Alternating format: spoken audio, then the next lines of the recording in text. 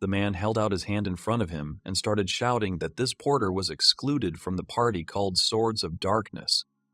The surrounding people looked at Xia accusingly. He was sitting on a chair. He put his hands on his legs and bent over. Sei looked in front of him and thought that he had foreseen this. Being a porter, he was just a burden on the front line of fire. Sei recalled how he studied a lot of things in order to keep up with other adventurers, how he sat at a table with people. Sei thought that he couldn't even finish the copper grade. He remembered the gold coins. This story will be about a guy who did not own a combat profession, but he intends to conquer the world. He was reborn into a porter with a special storage skill. He chose a dream instead of strength. He was lying surrounded by several girls. It was the middle of the night outside. The dark sky was illuminated by a large moon and many stars. Screams could be heard in one of the town houses. The guy and the girl were on the bed. The guy was behind the girl who looked like a cat. A blonde young man was hugging a girl with cat ears. The girl's face was all red. They were touching their bodies. Then they kissed each other. The girl and the guy continued to lie on the bed. She screamed with pleasure and meowed loudly.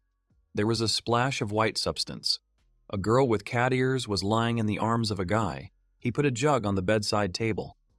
The girl was lying on the guy's stomach and said that she loved Sei. The guy looked at the girl. A girl with cat ears and a tail was lying on Sei's chest. She said that she wanted to stay with him forever. The boys were in a dark room with large windows, from which the moonlight illuminated everything around. Sei didn't answer. His head was down, and he was remembering the stranger's words about whether he wanted to start a new life. A dark-haired young man was looking up. He was shielding his face from the bright light with his hand. Feathers were falling on him from above. The young man was sitting on the floor.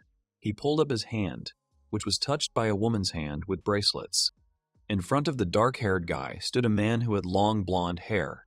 He spread his arms to the side and smiled. The blonde guy offered the dark-haired man a choice of 2 processions. A table with different characteristics appeared in front of the guy and the man. The dark-haired guy pointed his finger at the profession of a porter instead of a hero. The next moment, the girl was holding a baby in her arms who was wrapped in a diaper. He was asleep. The girl was unscrewed by various people who happily looked at her and the child. Then the events moved to the buffet. A girl in a beautiful dress held a glass in her hands and looked at the elegant guests. There was a flower decoration on her head. The room where the girl was with the guests was illuminated by a large chandelier. Then a young blonde guy appeared. He was wearing a suit with a rose on his chest. There were a lot of girls around the guy. Their faces were red with embarrassment. The guy was smiling broadly in response. A table with characteristics appeared, and someone pressed the button with the profession of a porter. A strange glowing circle appeared above the blonde head. A man in a business suit was armed with a sword. He menacingly said that he needed to be buried in secret before anyone found out that someone in the Amberius family was born with such a low profession. The man with the circle on his head started laughing. Then he said that for the first time in his life, someone was the only guy who chose a profession of a porter. The scared guy was looking at the blade of the blade. The man stopped smiling. A man with long hair that covered his face began to grin viciously and say that he was making the guy luck in his reincarnation. Morning came. The sun was high in the sky. Its rays fell on the awakened city. The girl with the cat ears woke up. She covered herself with a blanket and stood up. The room was empty, and the girl began to look around. The cat-eared and tailed girl's gaze fell on the bedside table, on which stood 2 glasses, a jug, and writing materials. There was also a note on the table, and when she saw it, the girl said this name. A blonde guy named Sei put on a jacket. His ear was pierced and his hair was hanging down over his face. He thought that he was apologizing to Nyanya as he was going on a trip. The young man found himself in a room with various things, so there were weapons, bags of various sizes, clothes. Sei thought that he was going on a journey to become a man who would be worthy of her. The young man took his hand aside and all the things that were in the room disappeared in an instant.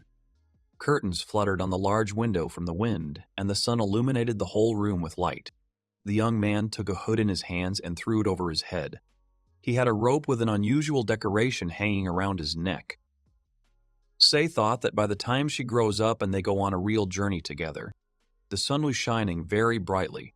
The city was located between mountains and hills, and there was a dense forest far from it. He was walking through a dense forest along a small path.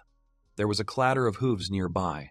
Men with weapons and armor were sitting on horses. One of the men called out to Sei. He turned at the call of the men. He was wearing a hood. 2 horsemen stopped next to her. He said that he could be of some use to these men. One of the men said it was reckless to walk in such places without a weapon. The men started looking at Sei in surprise. He stood silently and looked away. Because of his hood and hair, it was impossible to see his face. The man examined Sei's pendant and said that it was really this porter. The column was engraved with hands with a pouch and various inscriptions. Sei raised his head a little. His face was still not visible because of the hood. Sei replied that the man was right. He was heading from Marta to Amberhouse with a cargo. He was also very confident in his escape skills and therefore did not hire an escort. A man in a helmet with feathers sticking out of it. I held the reins and looked at Sei, then he said that the chance of meeting a monster was very small, but it was he and his partner who patrolled this road and dealt with these monsters. The man in the helmet looked at Sei angrily and arrogantly and continued to say that, however, no one canceled the chances of encountering robbers. He looked down and listened to the man's story. The next moment, the man who was riding a horse and wearing a helmet began to reach for his weapon. Sei looked at the man. He noticed his actions. Sei, in turn, reached for his weapon. After a moment, the man in the helmet starts walking forward and tells Sei that he has to be careful on this road. Sei agreed with him and leaned slightly after the men who were moving forward on horseback. He began to smile and wave his hand as a farewell after the men. After a moment, Sei made a serious expression and began to lower his hand. A hood was put on his head, hair sticking out from under it. Tall treetops towered over the road and mountains could be seen beyond the sad forest. One of the men asked the second one if they had done the right thing to let this boy go. He looked too suspicious for these places. The second horseman lowered his head and said that this boy could be a scout for the nearest bandit group, which may have targeted a trade convoy. The man who was riding in front started to run away. The man who spoke to her smiled and said that this guy was just a porter. He had the lowest profession possible. He had many low characteristics and the worst growth rate. Sei nervously moved his hand. He heard the men's words. Then Sei adjusted his hood with his hands. Mujichina continued to say that this representative of a peaceful profession, even if he were a member of the group, it would not matter much. The men rode horses and said that the porters had a storage skill that could be used for crimes and reprisals, but they were still prohibited from entering important facilities. This one was going in the opposite direction. He continued walking along the road, which was surrounded by a sad forest. Sei removed the hood from his head and began to look around, and Sei also had something in his hands. The man went on to say that the porters are among the weakest in the world. This one turned out to be on a hill overlooking a small town. This cloak and scarf began to develop from the wind. The city was surrounded by a small forest and high mountains. The sun's rays fell on the city houses. They had a different appearance, not similar to each other. There were a lot of people on the streets of the city. Because of this, it was very noisy. The girl was standing against a brick wall. She had a beautiful jeweled stone above her chest. Next to her, the voices of men could be heard, who began to harass her with obscene proposals. A short girl stood surrounded by several men who looked very intimidating. The girl's face was red and scared. She had a hood on her head from under which blonde hair was sticking out. She put her hands on her chest. The men looked at the girl strangely. They smiled and said that they could take the girl to a wonderful place. She should go with them, and they would tell her everything about the city. He was on one of the streets of the city. He was walking in the crowd and noticed how several men surrounded and pressed a short girl against the wall. He stopped in the middle of the street, not far from the place where several men surrounded a girl who was standing against the wall. The girl put her hands to her face. She wanted to say something, but did not dare. The men asked her that she was willing to go with them. Sei was watching from the sidelines. The girl joined her hands together. Her face was red. She looked at the men and enthusiastically said that the men's offer was very tempting. She has never been to this city and will be happy to hear a story about it. As soon as he heard the girl's words, his face changed. He narrowed his eyes accusingly and looked towards where the girl was standing with several men. The inside of the hood was lined with fluffy fur. The men's faces turned red, and they began to look even weirder. The men took the girl by the arms and went forward in parallel trying to tell her something. He put his hands in his pocket and watched the men and the girl walking away. He was ready to leave, but suddenly he stopped. He looked ahead and began to say that this girl was not too careless. She looked ignorant and naive. Maybe she was the daughter of a nobleman. Various people were passing by Sei at this time. Sei smiled. He looked up and then closed his eyes. He said that men are too inept at dating girls. Really, someone will be able to get them on the other hand.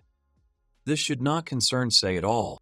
The next moment, Sei remembers the girl who was covered in blood. She was lying on the ground and stroking Sei's face. After the remembered moment, Sei's face changed a lot. It became gloomy, and he stopped smiling.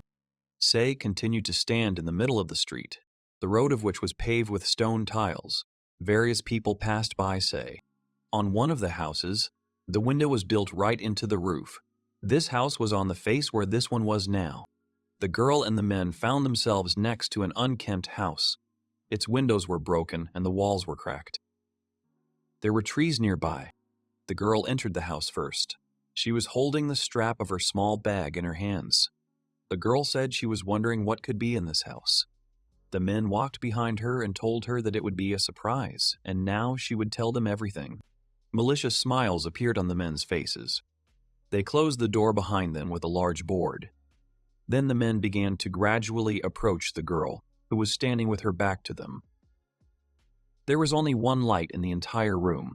The men held the girl horizontally so that her underwear was visible from under her clothes.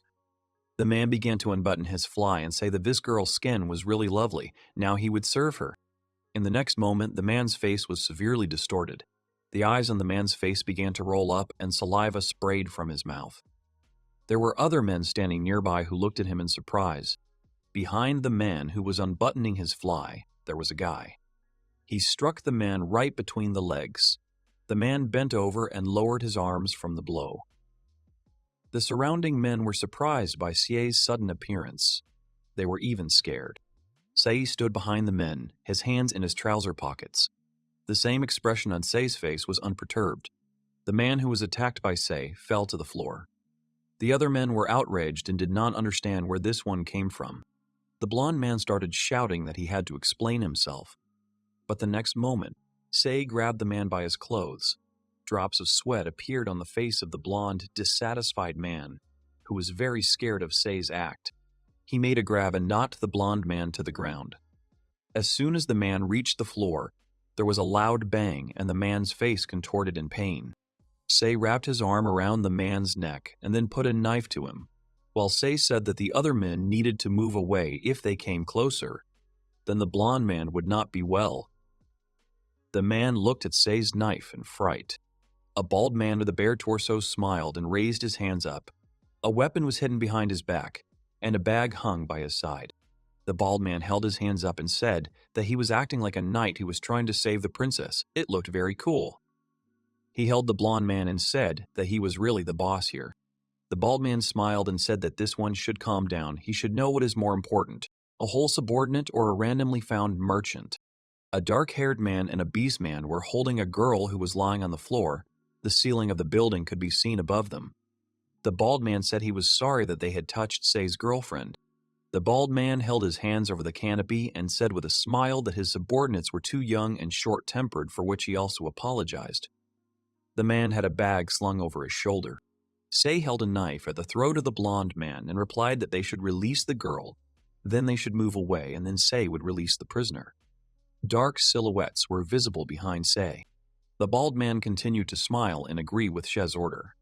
Then his face darkened, and he said that his subordinate was so scared that he was going to defecate in his pants. This should not be seen by others. He looked at the bald man with a serious expression on his face. The blond man had tears in his eyes. He looked away and did not understand what was going on here. The next moment, the bald man is behind Sei's back. The bald man was armed and started swinging. Then he disappears, and the bald man delivers a crushing blow to the blond guy, his body parts scattered around the room. The bandits, who were standing to the side, looked around. One of them smiled maliciously. The blond man's insides were even on the walls. There was a blood stain on the floor where the blond man had been lying, on which the bald man's weapon was lying. He said that the man would give this advice, that before saving the girl, you need to evaluate your opponent. The man was grinning. He replied that he agreed with the bald man. The bald man glared viciously in the direction from which Sia's voice came. Sei landed away from the bandits. A girl was in his arms. Sei lowered his head without showing his face. The bald man looked away and said that Sei had lightning-fast legs. There were other bandits nearby, and they were shocked by the speed of Sei. Sei got to his feet. He put his arm around the girl's back and said if she could stand. The girl nodded. A bald man with a scar on his face narrowed his eyes and looked suspiciously at Sei. Then he said that this was really this girl's bodyguard. Sei's hair covered his face. He replied to the man that it was not important now. The girl opened her mouth in fright.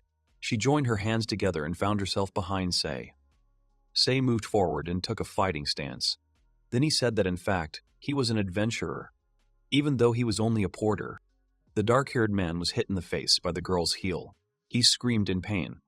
Several bandits held the girl's legs and said that the girl turned out to be a tough nut to crack. But she does not have a high level. She has recently become an adult. One of the bandits used a grip on the girl. His face came close to her face, and he said that they had an experienced warrior Job. The rest of the bandits started laughing and supported their partner's words. The bandits looked at Sei in surprise. They said, "Is he really a porter? This is the weakest profession available." This one was not indignant. He was holding his cloak with his hand. A girl was standing behind him. One of the bandits began to show a smile and laughed. Then the bandit said that this one was probably very stupid and he did not know his place. They just laughed at his actions. He stood in place and listened to the men's conversation. He stared straight ahead unperturbed. He activated his analysis ability. There were several wooden floors above the ceiling. One of the bandits said that they would have to have fun with the girl a little later, and now they would deal with Sei. Sei was looking at the men. 2 of the 4 were armed. One of them was wearing a cloak. He had the profession of a 17th level assassin. The second was a swordsman of the 15th level. The third was a boxer of the 10th level, and the fourth was a warrior of the 20th. The man began to lick his sharp blade and say that this loser, who does not know his place, he intends to test his Geminite sword on this one. This one will regret contacting them. He closed his eyes and sighed heavily. He calmly replied that in this world, there is nothing more important than a profession. People with strong professions are almost invincible. Weak people naturally become victims. To confront them with the profession of a porter, it's all exactly what will challenge themselves. The girl stared in front of her in surprise. Her hands were joined and folded on her chest. The bandits glared at Xie. Then they armed themselves and began to stretch their arms. Sei put his hand on his belt, and with his other hand he began to scratch the back of his head. Sei smiled slightly and said that, in any case, these men would lose to him, the weakest loser. Sei put his fingers to his face. Then he smiled maliciously and continued to say that don't men think that they will become even lower than Sei himself. Her jacket was unbuttoned and fur was sticking out of the hood. The blond man started shouting and swinging at the side where Sei was standing. Sei held out his nunchucks in front of him, into which the blade of the bandit's sword pierced. Sei kicked the bandit. He was thrown aside. Sei took a fighting stance. The blond man looked at his hand in horror. There was no sword there. The man pointed his hand towards Sei and shouted that where could his sword have gone? A beastman rushed towards Sei, shouting that Sei was using the storage skill.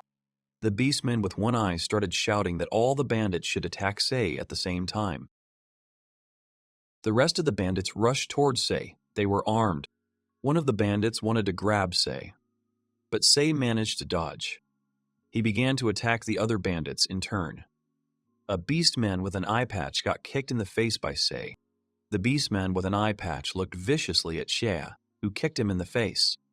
He was in a horizontal position and looked at the opponent with a serious expression on his face. The next moment, one of the bows with an inverted helmet on his face opened his mouth in surprise. Something was flying in his direction. The bandit's helmet turned over from Sei's blow. He began running around the room and shouting that he could not see anything. He took a fighting pose. One of the armed bandits was behind him. He was floating in the air. A bandit with a hood on his head opened his mouth and dried his tongue. He was armed with a knife and intended to attack Xue from behind. Sei noticed the bandit. and the next moment an iron chain began to appear in Sei's hands. A hooded bandit with a knife in his hands makes an attack on Sei, but he manages to dodge. Having missed, the bandit was greatly surprised.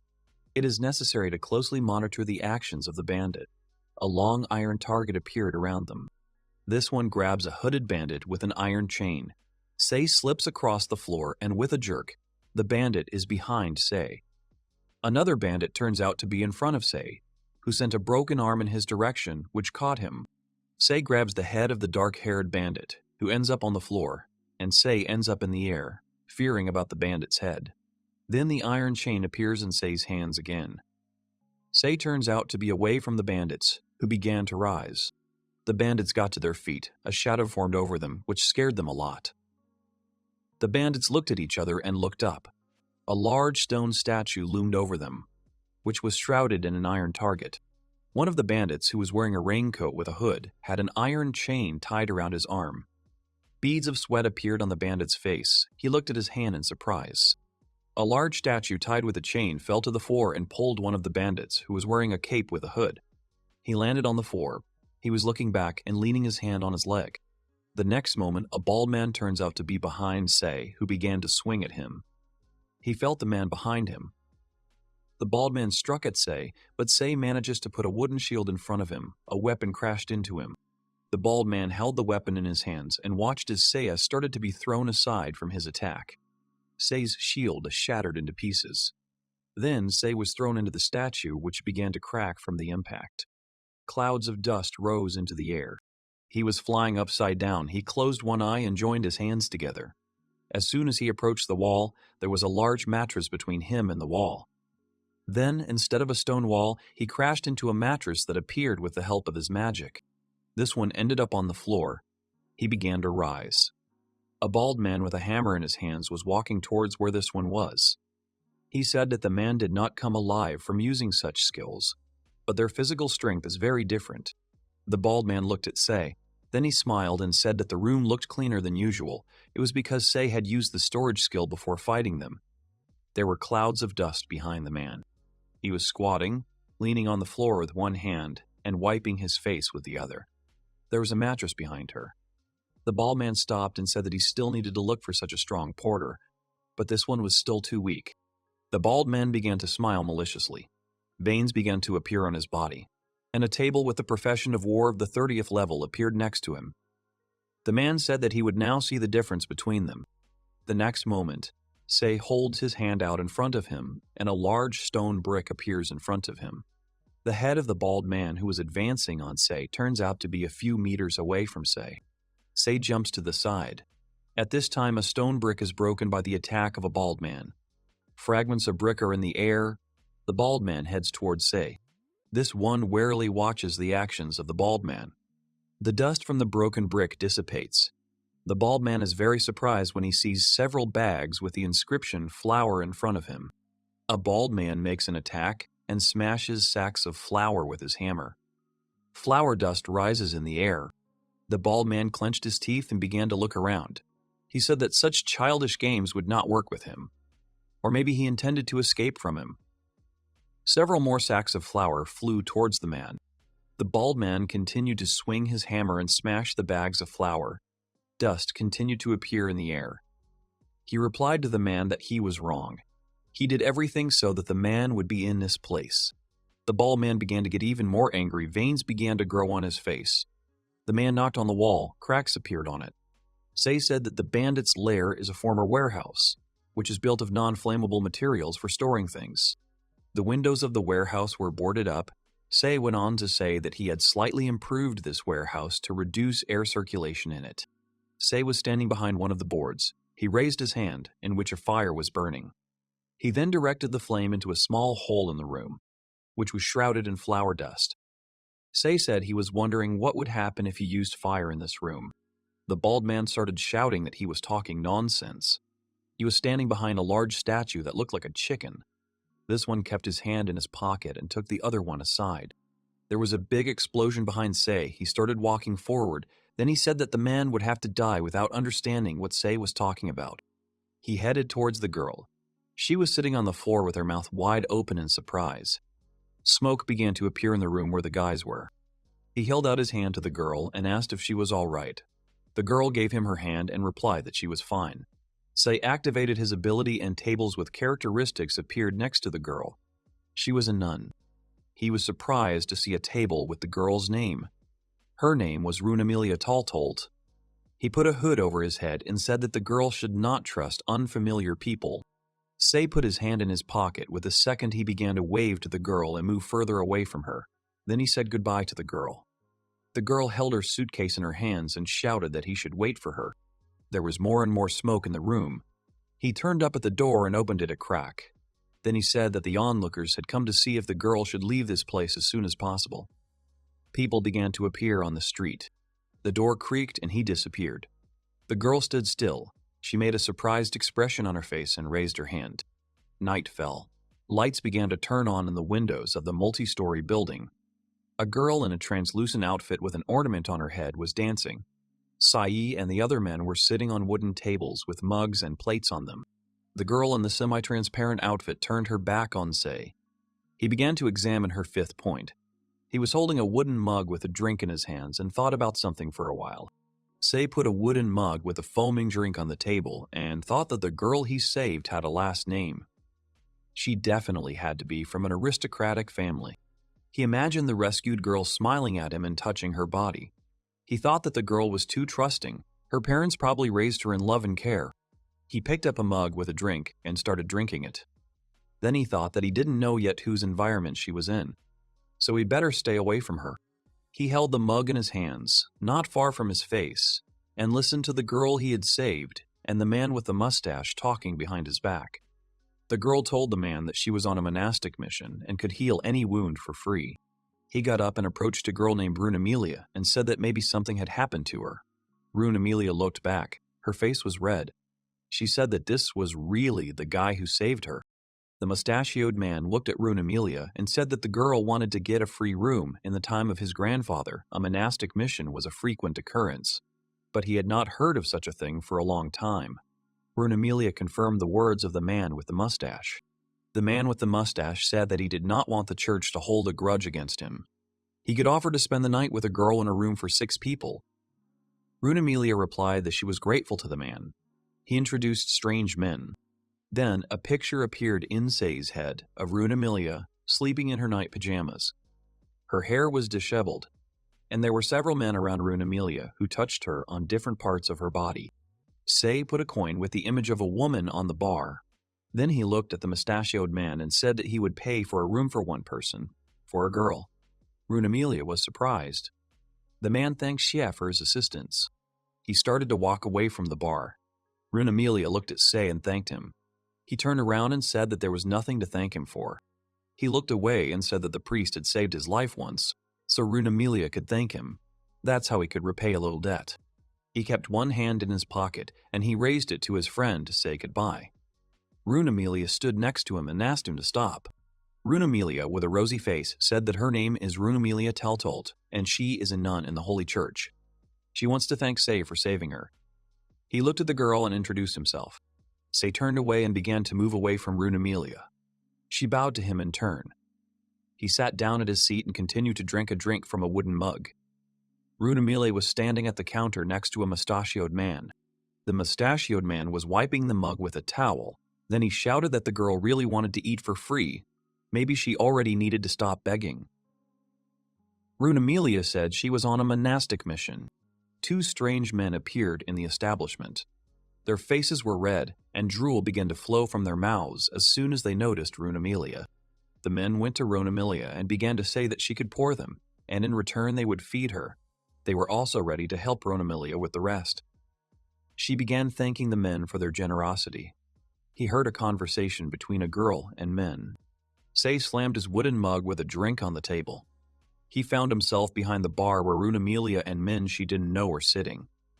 Runemelia looked at Sei's back in surprise. Sei looked at Runemelia and with a slightly angry but smiling face said that maybe Runemelia wanted to eat with him. He was holding a mug with a drink in his hand. His hood with fur was pulled down over his shoulders. Runemelia joined her hands together. A blush appeared on her face, and she jumped that she was ready, with pleasure, to join Sei. Runamelia was sitting on one of the upholstered chairs at the bar. The girl in the translucent outfit continued to dance and smile at the surrounding guests of this institution. There were various ornaments on her head and arms. There were a lot of people in the place, and the guys had plates with various food and snacks on the table. Runamelia asked Sei that maybe he was doing some kind of task right now. Sei was holding a wooden mug in his hands. He looked at Runamelia calmly and said that he was not on a mission right now, but he was heading to Lotos in Linkula. The guys were sitting at the bar.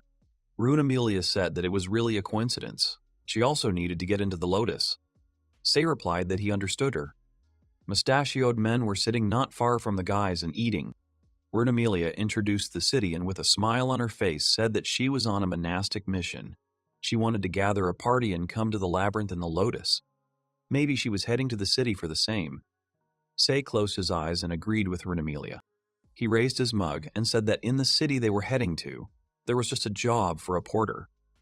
Runamelia held the cutlery in her hands. Her mouth was full of food. Then she looked at Sei and supported him. There were crumbs of food on Runamelia's red face. She looked at the plate of food with vegetables and a piece of meat on it and asked for forgiveness. Runamelia put her hands in her fists and said that most likely heaven was giving her a chance. It would be better on the way with a fellow traveler. Sei was holding a mug with a drink in his hands and looking towards Runamelia. Runamelia raised her hands and looked towards Sei. Then she hopefully said that if Sei didn't mind, then they could go on together. Sei looked at Runamelia in surprise. She did not take her gaze away from Sei.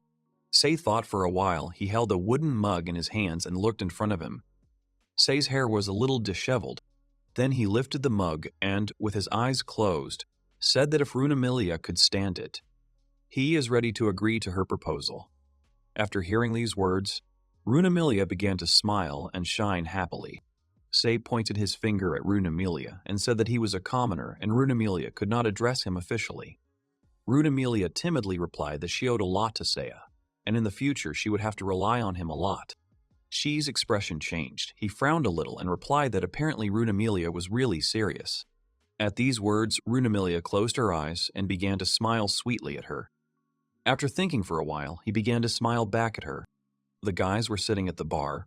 Runamelia was looking at Sei attentively and listening to everything he was saying to her. Sei raised his hand and said something to Runamelia. Runamelia touched Sei's shoulder. He put his hand to his chin and with the other hand thoughtfully pointed at something. Then he raised his hands and looked at Runamelia. She, in turn, covered her mouth with her hand and laughed. Runamelia picked up her suitcase and headed towards the exit of the establishment. There was a lamp with a candle hanging by the door. Sei waved his hand to Runamelia as a farewell. She smiled back at him. The night sky hung over the city, on which the stars and the moon shone brightly. The wooden door in one of the rooms of the city was closed, and there was a wooden basin on the table and a clean towel lay next to it. Drops of water were running down Sei's face. He exhaled heavily. He was shirtless and only trousers. He raised his hand and magical clumps of water and fire appeared in it. The heated water on the fire gradually poured into a wooden basin. Sei began to wipe his body with a wet cloth while he thought that during the water treatments he was practicing magic and his storage skill. Sei had a fire in his hand, and a water blob was warming over the fire. Sei began to squeeze water out of the cloth he was using to wipe his body. Sei was standing in front of a table with a wooden basin of water on it, and behind Sei was a made-up bed. Sei snapped his fingers, and the clothes completely disappeared from his body. He looked at the basin of water and reflected that even when he was resting, he continues to train. This is the way of survival of a weak profession. He started breathing heavily and said he couldn't do it anymore. Sei hugged his body and began to reflect that he was very aroused. He was using a self-healing skill. His seed came out and immediately recovered. He breathed heavily and remembered the curves of Runamelia's body and her sweet smile. He thought that a night without a woman was really hell. There was a knock on the door that led to Sei's room. He opened his eyes and stared at the door. Then Sei, completely naked, walked up to her and pulled on the handle. Standing in the doorway was a girl who used to dance at the place where Sei and Runamelia had dinner. The girl smiled and said that her name was Mania and she was a dancer. The girl approached Sei and hugged him. Then she said that it was really beautiful in a luxury room. It was probably boring to sleep alone in such a room. She saw how Sei looked at her in the establishment. The girl snuggled up to Sei and said that she and Sei could really have a good night together. The girl looked at the porter's pendant, which was hanging around her neck, in surprise. The girl hugged Sei's hand and said that he was really a porter, but she thought that this hero, since he paid for that nun, the girl would like to get pregnant from Sei. Sei looked warily at the girl, who began to take off her clothes. The girl smiled and said that the profession is inherited and she does not want them to inherit it. Sei did not take his wary gaze away from the girl. After a while, the girl was lying on the bed, her arms were thrown back, and she was moaning with pleasure. He touched the girl on different parts of her body. The girl screamed that she was experiencing such pleasant sensations for the first time in her life. Sei and the girl were on the bed. The girl was on her knees. Sei was behind her. His hands were on the girl's hips. The girl pulled out her tongue and screamed with pleasure. Then there was a splash of white liquid. He was holding the girl up. They were on the bed. Then there was another splash of liquid and he released the girl from his embrace. The girl fell on the bed and screamed that she was going crazy and couldn't do it anymore. He closed his eyes and put his hands behind his head. Then he smiled and said that really the girl was already giving up. He only realized where she was pleased. From that moment on, he intends to put even more pressure on them. He put his hands on the girl's hips. She looked at him with her tongue hanging out and said that he had to stop. He replied that it was too early to go to bed. Then he took the girl in his arms again. He touched her whole body. The girl continued to scream with pleasure and the guy was behind her and smiling. Morning followed the night. The sun began to rise gradually and illuminate the roofs of city houses. There was a lot of strange liquid on the bed. He was standing naked by the big window. The schools on horseback were blowing in the morning wind. The sutra was quiet, but he began to shout loudly that the morning was really wonderful. The girl was lying on the bed with her mouth open. He said that the girl should also look at this beautiful view. He was standing by the open window. He was completely naked. CA smiled and said that he would like to repeat the events of the night one more time before going on. There were no clouds in the sky. Lush tree crowns grew in the city and beyond, and the city itself was surrounded by hills. Rhodamelia raised her fist, her face was red, and she was looking ahead with an enthusiastic gaze. Sei stood behind Rhodamelia and looked at her with a smile. The wheels of the cart moved and the guys drove off. Sei and Rhodamelia were sitting in a carriage with several people. One of the fellow travelers was sleeping. The other was reading. The guys discussed how they could get to their destination faster and better. The cart was traveling along a small path that was located in a field. Ahead of the wagon was a dense spruce forest and high mountains. Rhodamelia put her hands on the edge of the cart and looked at Sei with a smile on her face. Then she said that she was grateful to him since he had paid for the ride. Sei looked suspiciously at Rhodamelia and said that she had a plan to travel for free with fellow travelers. He was generally surprised that nothing had happened to Rhodamelia so far. Rune family said that Sei was right. Shi's expression changed as he shifted his gaze from the girl to the window. He looked at him in surprise and delight. Sei had a view of the city, which was surrounded by high stone walls, and the walls themselves were surrounded by a dense and dark forest. Rhodamelia held on to the edge of the wagon. She looked at Sei, who began to take off his hood from his head. He lowered his hood and smiled casually. Rhodamelia looked at Sei. She was a little surprised and her face turned even redder from embarrassment. The guys found themselves at a large wooden house, next to which there were many people and other horse-drawn carts. Rhodamelia said that this one no longer hides his face. He replied that he did so because he did not want to be recognized. Rhodamelia asked in surprise what could he have done to someone badly. Sei put his hands in the pocket of his jacket and said that he would like to ask Rhodamelia some question. He looked at Rhodamelia casually and said that she should tell him about her monastic mission, which she constantly talks about. Rhodamelia smiled and began to tell that this mission is for those whom God has endowed with the profession of a monk. They travel the world, simultaneously healing the sick and exterminating monsters and others. Rhodamelia joined her hands together and looked up. She imagined a girl in a headdress with a weapon in her hands. Rhodamelia said that her goal is to raise the level and retrain from a monk to a priest. Sei and Rhodamelia were sitting on the veranda at a wooden table with a tray of food on it. Rhodamelia said that under God's protection, she and her fellow travelers are looking for adventures while helping each other. Rune Amelia joined her hands together and closed her eyes. Then she said that everything was just like in the story of the holy woman on a monastic mission. He was eating a sandwich and asked me to tell him about it in more detail. Rune Amelia continued the story that this is a biography that she has read many times. Rune Amelia presented a map with fields, forests, lakes, and mountains. Rune Amelia went on to say that she traveled all over the world healing the needy, fighting monsters, so she traveled all over the world. Sei and Rune Amelia stood and looked at the beautiful view that opened from the veranda. The guys discussed that others raised their levels in different ways. The guys looked at the mountains and the lush crowns of the trees, and Rune Amelia continued to say that her family was not very rich. They could not hire an escort when moving. Rune Amelia looked in front of her and said that she, like that saint from the book, wanted to gather a group and go to the dungeon, because she must also have some kind of goal. Sei leaned on the railing and stared intently at Rune Amelia.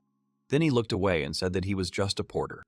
Then he laughed and said that he did not want his life to be limited by any limits. Heroes and brave men, they are all strong, but they live under pressure from the expectations of other people and the responsibility that is imposed on them. Rune Amelia was surprised. The guys had a view of the mountains. He put his hand in front of them and said that the world was big and it was unthinkable for him to live in it. Being not free, he wanted to be strong, not necessarily the strongest. He raised his hand above himself and clenched it into a fist. Then he smiled and said that he wanted to live the way he wanted and travel the world. The guys were walking along the streets of the city, which were full of people. Rune Amelia walked in front and smiled stupidly. Sei walked behind her and also smiled slightly. Then the guys found themselves at the reservoir. Rune Amelia took off her shoes and climbed ankle-deep into the water. There were fish swimming next to her feet. She watched it enthusiastically. Sei went to Rune Amelia and stood next to her in the water. Rune Amelia slipped and started falling back into the water. There were people standing by the shore of the reservoir. Rune Amelia was wet. Sei took her by the hands and lifted her up. Rune Amelia leaned against Sei's body and began to smile sheepishly. Rune Amelia was all wet. She pressed her chest against Sei's body. From this, Sei was shocked. Sei began to look gloomily at Rune Amelia. The sun began to set behind the mountains. The sky gradually began to darken. Birds began to fly over the roofs of city houses. Sei and Rune Amelia said goodbye. As soon as she and Rune Amelia separated, Sei began to strangely hug his body.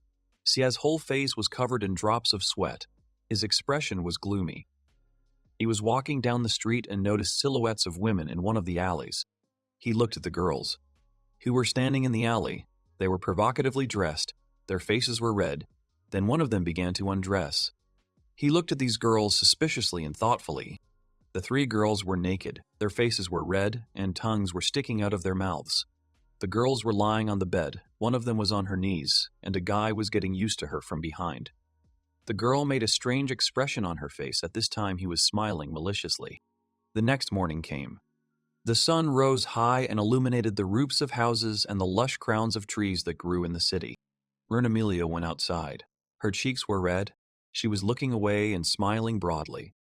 He walked up to her and started waving his hand in greeting. The guys got into the cart and drove to the next matting along a wide country road. On the horizon in front of the cart, a city began to be seen, and behind it were high mountains. The guys came to a city whose houses were built next to each other. Various people were walking along the narrow and winding streets of the city. The city was built on a hilly area, so there were a lot of stairs.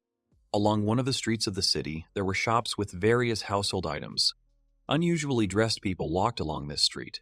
They also had an interesting appearance. Sei was holding a sandwich in his hands, then he took a bite and looked away. Sei began to say that they would be in Lotus City soon.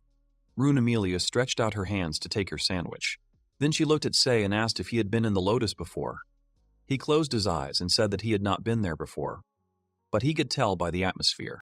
He recalled various people who were dressed in interesting outfits and armor. The men looked very formidable. Sei said that these men looked like adventurers, but they are afraid of each other. She was holding a sandwich in her hands. His other hand was in his pocket. Then he looked away and said that these men are 100% adventurers who want to raise their rating to bronze. Rune Amelia timidly watched and listened to her. The guys began to approach their cart, and Rune Amelia said that this one was really attentive. Sei replied that his observation skill was really necessary for survival. Sei started climbing into the cart and continued to say that strong adventurers are distinguished by their aura. He can tell that right away. He sat down in his seat in the carriage. Then he closed his eyes and said that even a commoner could notice it. Then he opened his eyes slightly and looked away. He was a little surprised when he saw a girl in an unusual outfit next to him. There were two more girls in the cart. They were adventurers. The blonde girl was wearing a short suit. A cape was coming off her shoulders a little. The second girl was dark-haired. She put her hand to her face and covered one eye. Sei was sitting. Then he crossed his legs and folded his arms together on his chest. Then he said that what was happening around was pretty good. Runamelia looked at Sei and asked him if those people could be stronger than adventurers. The blonde girl was wearing a short suit with long stockings sticking out from under it. She crossed her legs. The girl was sitting in the cart when she joined. A bow from the sleeves of her blouse was tied on her chest, and a ribbon was tied on her belt. Sei acted as if he hadn't heard Runamelia's question. He looked at the girls, then his face turned slightly red, and he said that the girls were pretty well dressed. Runamelia looked ahead and said that Sei measures strength by equipment. The carriage swayed from side to side as it drove along the uneven road. Sei replied that he needed to observe a little more. Runamelia said that she agrees with Sei. She still has a lot to learn from her. The guys came to a tall wooden building on which hung several flags and a sign with the image of cutlery and plates of food. Fluffy clouds floated above this building. There was a wooden mug with several plates on the table. There was a foaming drink and a piece of lemon in the mug. A dark-haired girl who was riding in a cart with the guys began to shout enthusiastically that everything was really delicious here. The dark-haired girl put the mug with the drink on the table. She lifted her finger up and said that she needed a supplement. A girl who looked like a waiter was standing next to her. He closed his eyes and thought about something.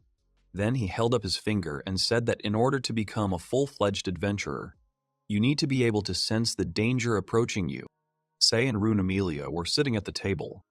Sei raised his hand and continued to say that Runamelia had left all her things in the cart, hadn't she?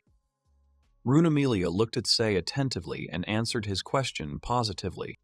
Runamelia said that the coachman turned out to be a pleasant person. Earlier, the coachman told Runamelia that he would look after her things, so she might not stay. He changed his face and replied that this was exactly what he wanted to talk about. There were people sitting at the next table who looked very intimidating. Sei said that now Runamelia will meet a lot of confident adventurers on her way, some of whom may turn out to be bad. At another table sat equally frightening men in armor with a small suitcase on their table. Sei went on to say that Runamelia shouldn't trust the coachman so easily. She should keep her things to herself. He was sitting on a wooden chair. Then he pushed back from the table and spread his arms. He started saying that he was a porter. If he stole things and dealt with their owner, then he would not be able to use them. He was an exception in some way. A man in a long coat was sitting at one of the tables with a suitcase next to him. He went on to say that those people, those who put things at their feet, always stay on the alert. The same man with a suitcase had a large hunting knife peeking out from under his raincoat, which was attached to his belt. He went on to say that if anyone dares to touch such a person's belongings, he will immediately use his weapon. He put his hand on the table and rested his chin on it. He looked at Runamelia and said that if she relaxed her vigilance, her things would immediately be stolen. Money is very important in this world. There are people who are willing to do anything for money. Sei looked suspiciously at Runamelia. She lifted her hand and put it to her face. Then she said that he was talking about scary things right now. Sei leaned on the back of a wooden chair and began to say that Runamelia should not trust strangers so easily. Sei sat down normally and smiled slightly. Then he said that earlier Runamelia had asked him why he was hiding his face. He could give her one of the answers. Runamelia stared at Sei intently.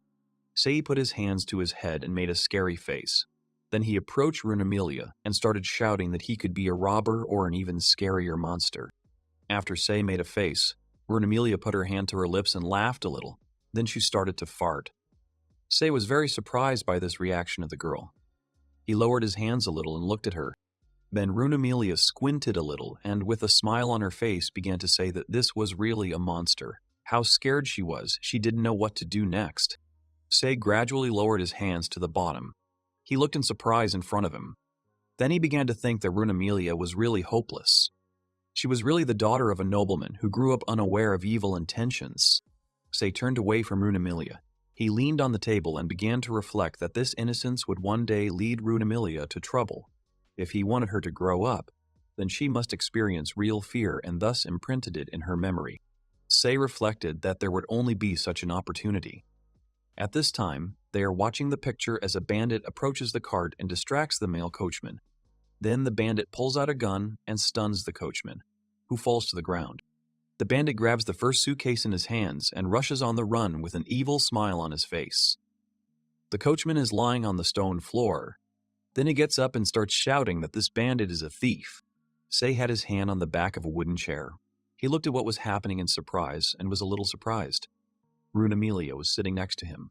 She opened her mouth wide and her eyes widened in surprise and even dropped her sandwich.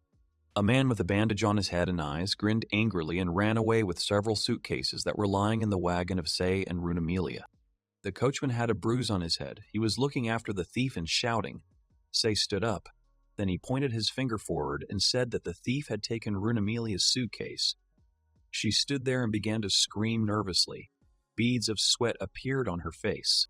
The thief was running away as fast as he could in one of his hands. He was holding a suitcase with 2 fastened straps. Runamelia started screaming that this suitcase was really hers. Say got up from the table and looked out the window. Then he said that it was probably too late to go after the thief. There was a loud crash outside the window. Say turned his gaze to Runamelia, and she began to cry bitterly. Say thought that he could quickly catch up with the thief, but this is a good opportunity to teach Runamelia common sense. You can tell by her reaction that there was something important in the suitcase. Runamelia put her hands to her face, and drops of tears appeared on it. Say continued to reflect that Runamelia had left something valuable in the carriage. Trusting the coachman, she should learn a good lesson from this story. Runamelia's whole face was covered in tears. She was crying bitterly. Her hands were slightly propped against her face, and she was looking at Xia pitifully. Say looked at Runamelia, then he looked in front of him. He thought for a while and then said that Runamelia should be waiting for him here. He opened the window and climbed on it. He said he would be back in a while. Say's hair and cloak began to develop from the gusty wind. The thief was running down a narrow alley. This one, with an unperturbed expression, ran down a parallel street and almost overtook the thief, with suitcases in his hands. Say was in the air. He saw a thief with a bandage on his face and thought that the thief was trying to escape through a narrow alley. It would be problematic to catch him if Say cooled down even a little. The next moment, a thief with a bandage on his face met a girl on his way and angrily shouted at her that she should get out of the way. The girl turned towards the thief. He was watching the girl from the side. She placed her grocery bag on a wooden crate, then crouched down and picked up a few small pebbles from the ground. The girl took her foot aside and began to throw up the pebbles that she had just picked up from the ground. Say activated his ability to look at the girl's characteristics and was very surprised to see them. The girl's hair was blowing in the wind and her expression was very serious. Say saw that this girl's name was Zophie. She was 16 years old and one had the job of an assassin, the 12th level. Zophie swings and throws one of the pebbles towards the thief. The pebble flies and hits right into the foot of the fleeing thief. A thief with a bandage on his face starts jumping on one leg and screaming in pain. At the same time, he did not drop any stolen items. The thief stopped at a wooden box with buckets. Zophie had another pebble in her hand, and she swung it again and threw it in the direction where the bag thief had stopped. The pebble flew towards the thief at breakneck speed. Then it hit the thief in the face. A tooth fell out of his mouth from the blow. Then the thief, along with the stolen items, fell into a nearby wooden box and scattered buckets. The bandit lay on the floor for a while. Clouds of dust came out from under him. Then he quickly got up and ran away again, saying that he did not intend to give up so easily. Passers-by were watching what was happening. Say continued to run after the thief. Then he said that the throwing ability of that assassin girl is quite high. He was running down a street where there were a lot of people. 2 men were watching the chase. One of them had a mustache. A girl with a staff in her hands told them that they needed to step aside.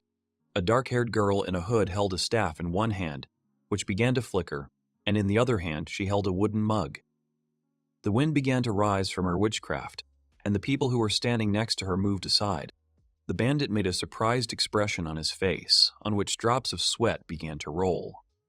The thief was holding several stolen items in his hands. The bandit's legs began to open from the ground, and he hung in the air.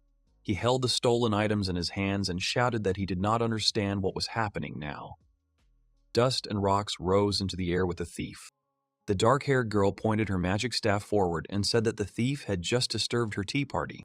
The next moment, a loud sound rang out and everything around began to glow and spin in the gusty wind. The dark-haired girl held a magic staff in her hand, which emitted sparks. Then she closed one eye and said that the thief should disappear. The thief's face twisted even more, and he began to be carried away by the hurricane. Several things fell from him. There were many drops of sweat on the thief's face. He opened his mouth wide, which was missing one tooth, and began to scream loudly. Sei activated his ability and said with a smile on his face that this girl was in excellent control of magic. There was a loud bang on the roof of the house. A thief fell there. Sei looked to the side and said that the girl had adjusted the size of the tornado so that it would not destroy everything around. However, because of this, there was not enough firepower. The thief was lying on the broken tiles of the house. He stood up a little and then rushed to run again. The dark-haired girl was looking away and holding a wooden mug in her hands. Several men stood in front of her. Beads of sweat could be seen on their faces. One of them began to nervously shout that the thief could still run. He was really cool. A thief with stolen goods was running along one of the roofs of houses. He looked at the thief and began to say that the thief should stop forcing him to spend time and effort chasing him. Sei's cloak and his hair fluttered in the gusty wind. The blonde girl with short hair who attacked the thief with stones stood behind Sei and began to look at him carefully. Sei adjusted his hood. Then he smiled and said that there were more and more people on the street. But that was the end for the thief. He began to push off with his foot. Smoke and lightning bolts began to appear from under it. He started to smile broadly and rushed forward. Sei activated his lightning step ability. So I ran along the roof of the house, and this one slipped under the cart and started running into the rhubarb with the thief. Only on the ground. He found himself in a narrow alley. He started climbing up the roofs of the building to the thief. The thief was standing on top of the roof on one leg, and he was holding stolen items in his hands. Sei jumped onto one of the roofs. Then he began to lean on it with his hands and feet to push off. Sei put his hands in front of him. The next moment, a crossbow appeared in Sei's hands, from which he fired and an arrow with a rope flew out of it. The thief was running across the roof. He was holding a stolen suitcase in his hands. The next moment, a rope hung over the thief, which was released by Sei from a crossbow. The thief felt this, one looming over him, and looked up in fright. This one almost caught up with the thief. This one began to smile maliciously with his white teeth. The hair and fur on his hood fluttered in the wind.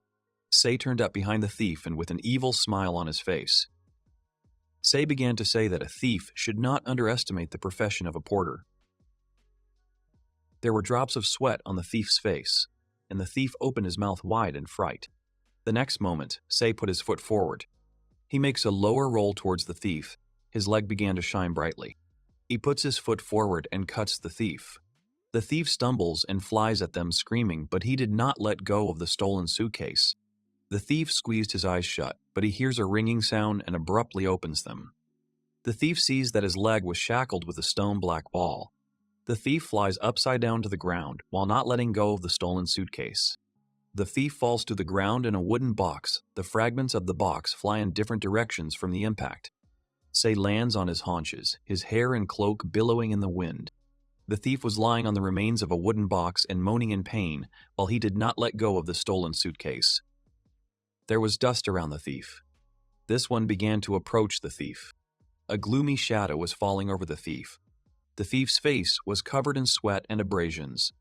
In fright, the thief opened his mouth, which caught one of his teeth. Sei's face was very gloomy, and his eyes were shining brightly. He stood in front of the thief and began to say that the game of catch-up was over, of course, if the thief did not want to die. The thief made a face of horror. He looked at the thief with a terrifying look and angrily said that the thief should immediately give him this wooden suitcase. The thief had shackles on his leg. The thief looked at Shay in fright and held the stolen suitcase tightly. The thief got angry and threw the stolen suitcase against the wall. This act greatly surprised Say. Then the thief clenched his teeth hard and several sharp objects appeared in his hands. The thief quickly began to unscrew the nuts from the shackles that Say had put on him. The bolts from the shackles began to fall to the ground and the lock opened. Say saw this and was very surprised.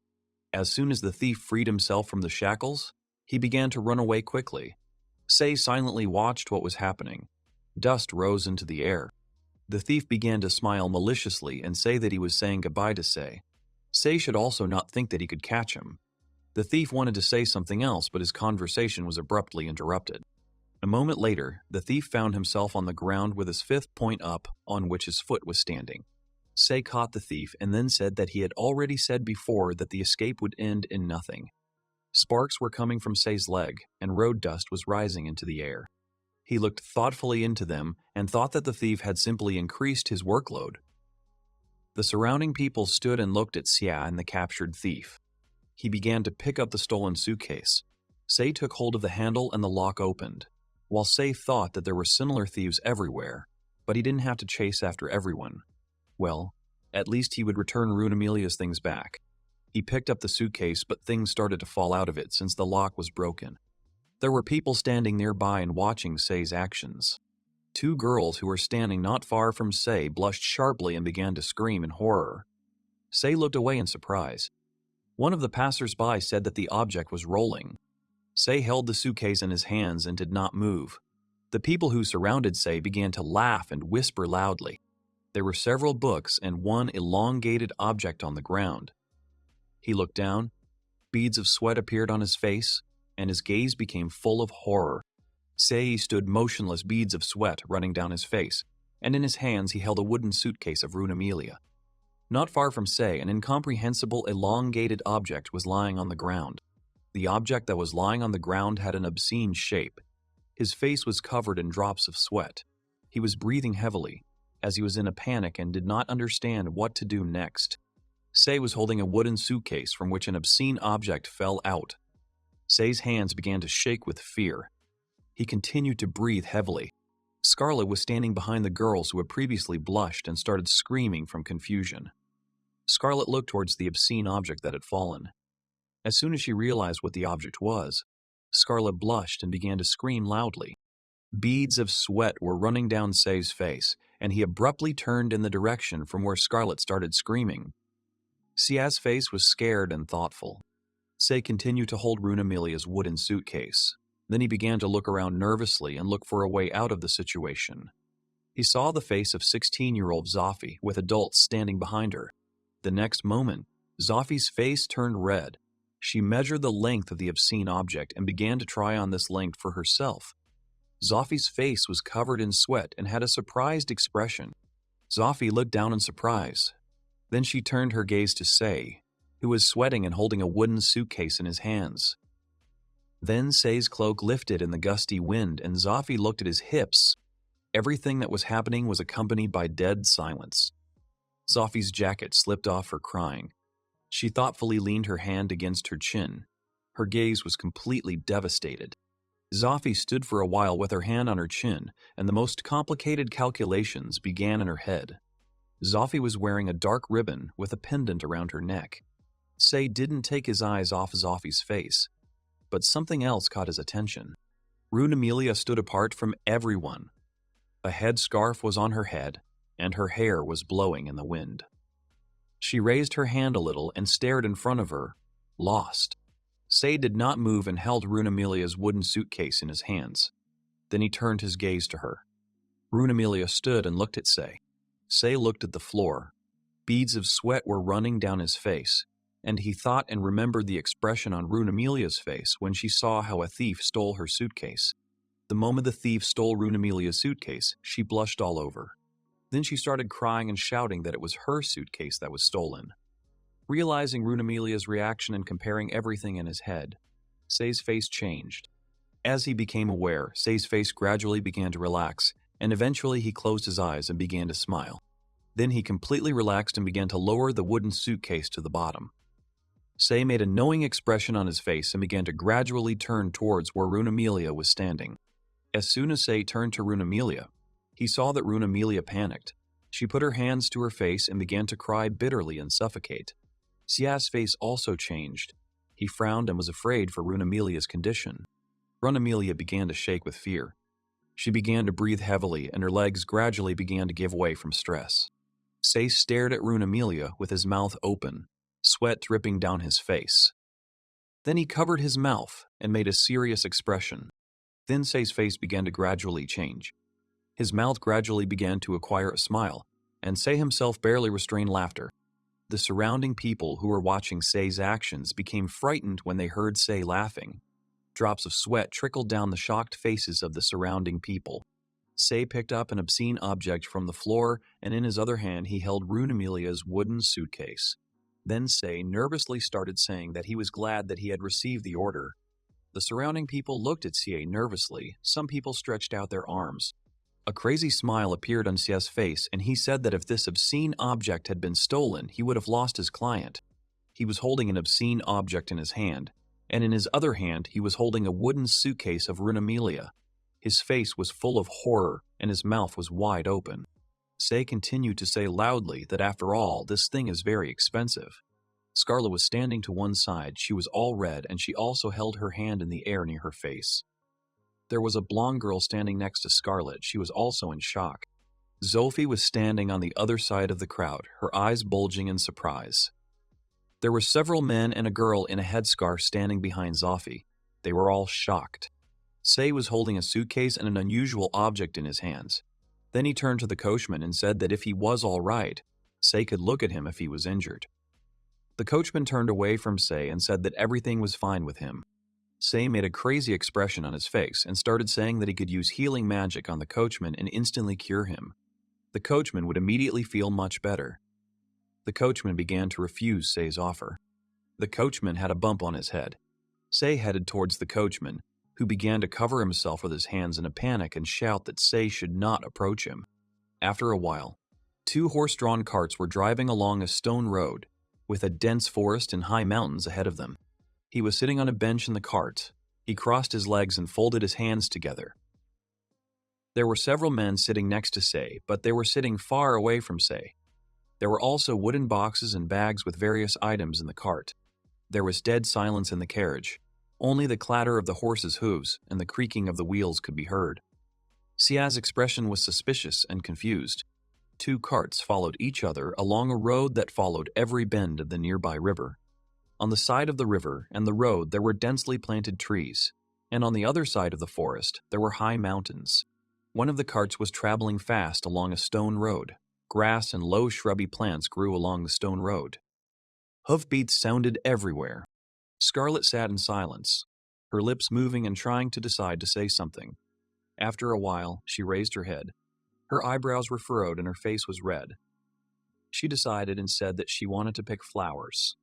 It was worth stopping the cart. A dark-haired man with a hat on his head held the reins. Then he said that there were a lot of monsters in this place. It was not worth going too far from the road. Scarlet replied that the man should not worry. She knows some fighting skills. The dark-haired man adjusted his cap with his hand and replied that it was not bad. In that case, they should rest a little. If the girl sees a monster, she should immediately deal with it. Both carts stopped on a stone road, and the people who were riding in them began to go out on the road to stretch a little.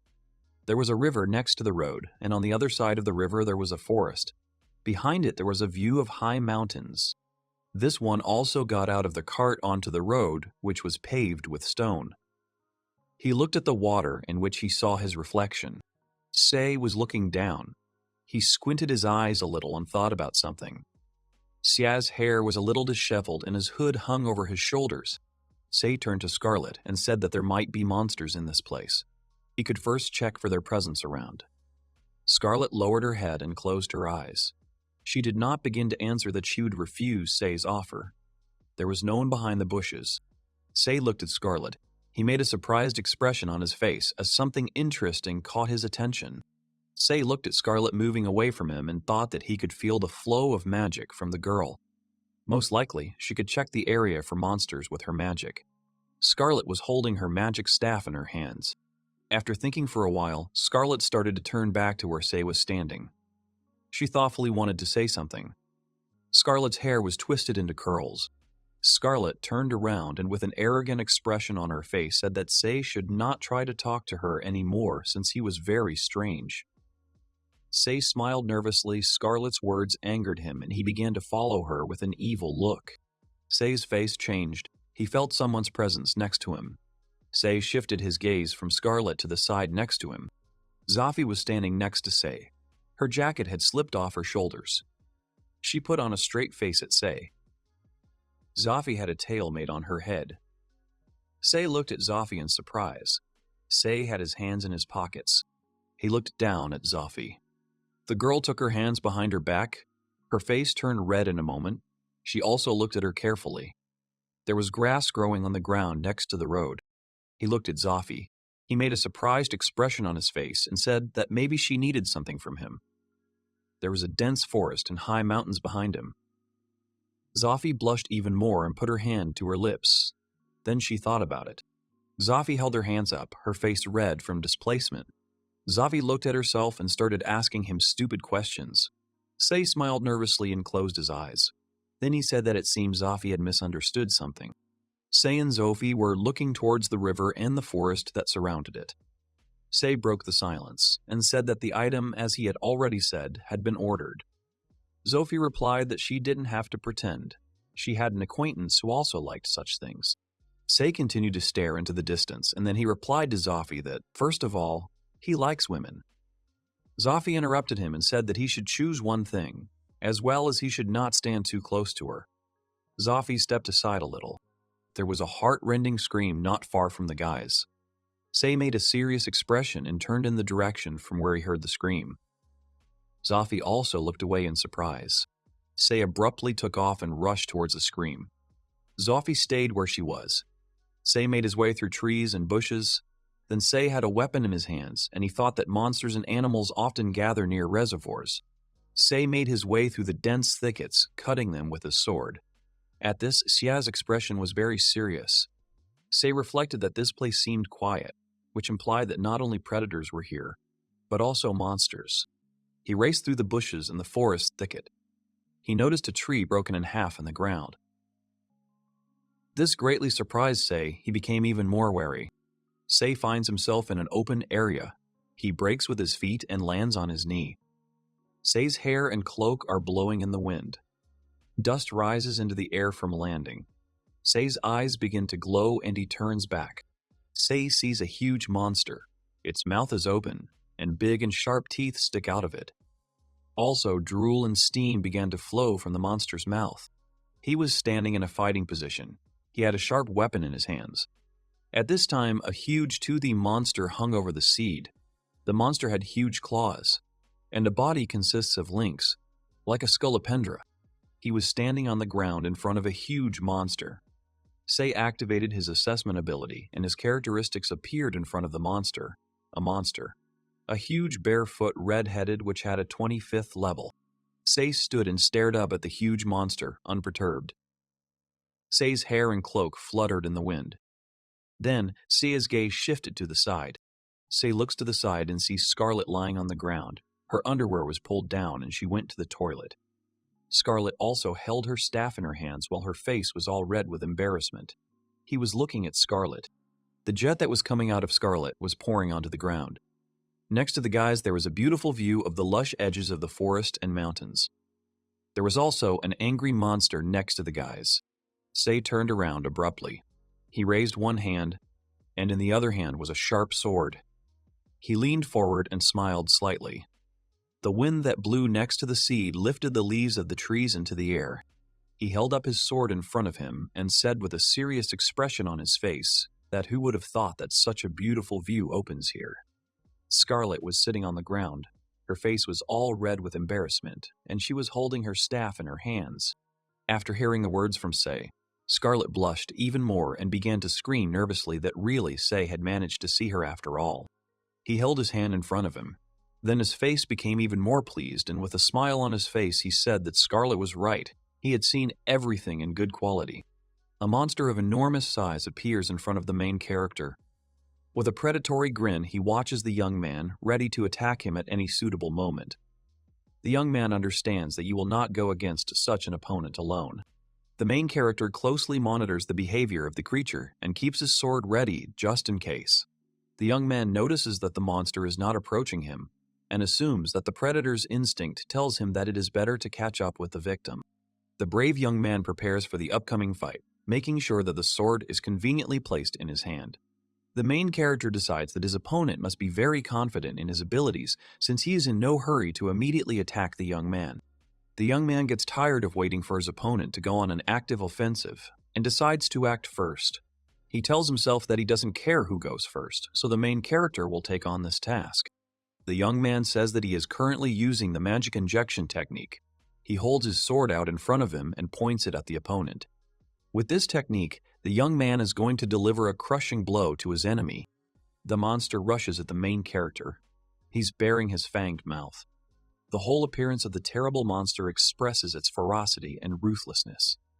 The guy's blow falls directly into his armored skull, from which the monster emits a menacing and displeased growl. The ferocious monster rises on its hind legs and looms over the main character, who looks very small and defenseless in comparison. In fact, the young man is very brave, as he continues the fight and does not even think about retreating. The young man's gaze falls on the weapon, which he continues to hold tightly in his hand. The main character discovers that his sword has broken on the strong armor of the monster. The young man is very surprised, as he did not expect to be left without weapons in battle. The reincarnated porter curses. The young man continues to pretend as if nothing had happened and bravely looks into the eyes of his opponent. The main character realizes that he will have to hold out in his position for some more time in order to win. A majestic forest stretches at the foot of the mountain. The wind shakes the leaves of the trees, which makes the forest seem to come to life. Somewhere in the distance, a flock of alarmed birds rises into the sky. Apparently, they were scared off by someone making their way through the thicket. A silhouette of a fragile girl can be seen among the trees. The heroine makes her way through dense thickets of bushes. To make her way through the thorny path, she pushes aside branches and bushes that meet on her way. It's not easy for her to follow such a path. Suddenly, the girl hears a rustle. The heroine is wary because anyone can be waiting for her among the trees. Virgo does not have time to understand what happened, as an unknown monster swirls right in front of her nose. She shrank away from him. Meanwhile, the monster flies headlong on. He is chasing the main character who cannot break away from his pursuit in any way.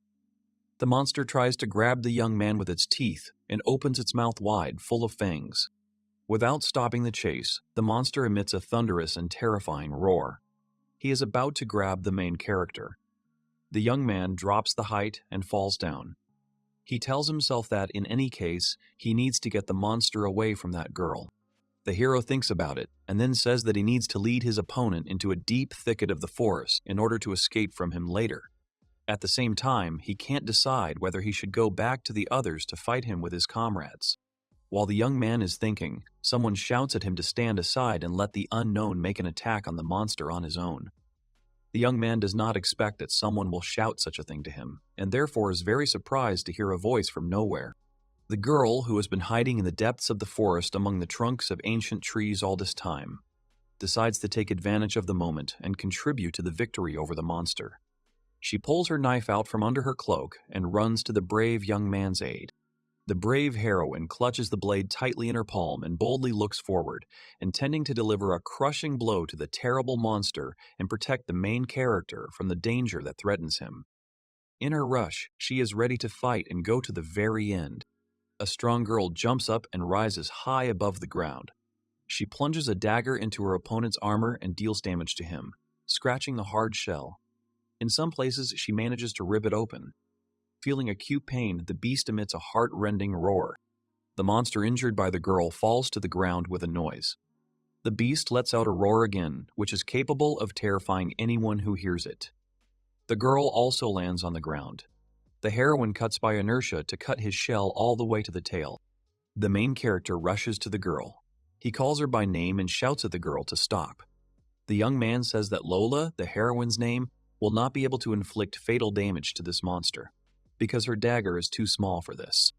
At this moment, the girl feels something and turns back. At the same moment, she is terrified that she understands the danger she is in. A heavy tip of a tail with spikes at the end flies straight at the heroine with great speed. The blow falls right on target. From such an attack, the girl, being light as a feather, flies away to the side for quite a long distance. She gets scared, but gets off with only a small cut on her leg, left by one of the two spikes. Her knife is broken. The biggest problem at the moment for the girl is that due to a change in trajectory due to a tail strike, she flies straight into the open mouth of a monster with many fangs. Terrified, the heroine flies down, unable to resist. At the most critical moment, the main character comes to the girl's aid. The young man knocks her out of the flight path. He hugs the heroine and, covering her with his body, protects her from the monster, carefully carrying the girl to a safe distance from him. The main character looks back to understand how much he and the girl buried in his shoulder broke away from the pursuit of the monster. With his burden in his arms, the young man jumps from tree to tree, confusing his tracks and running away from the enemy. After making sure that they are far enough away from the monster, the brave young man stops to catch his breath. He descends onto one of the branches of a mighty tree and releases the frightened girl from his arms. She lands on a branch with a bang. The young man carefully helps her to sit down and asks how the girl feels after the excitement she has experienced. The heroine replies that she is fine. She adds that she simply did not expect that she would enter into battle like this, and the enemy would be so strong.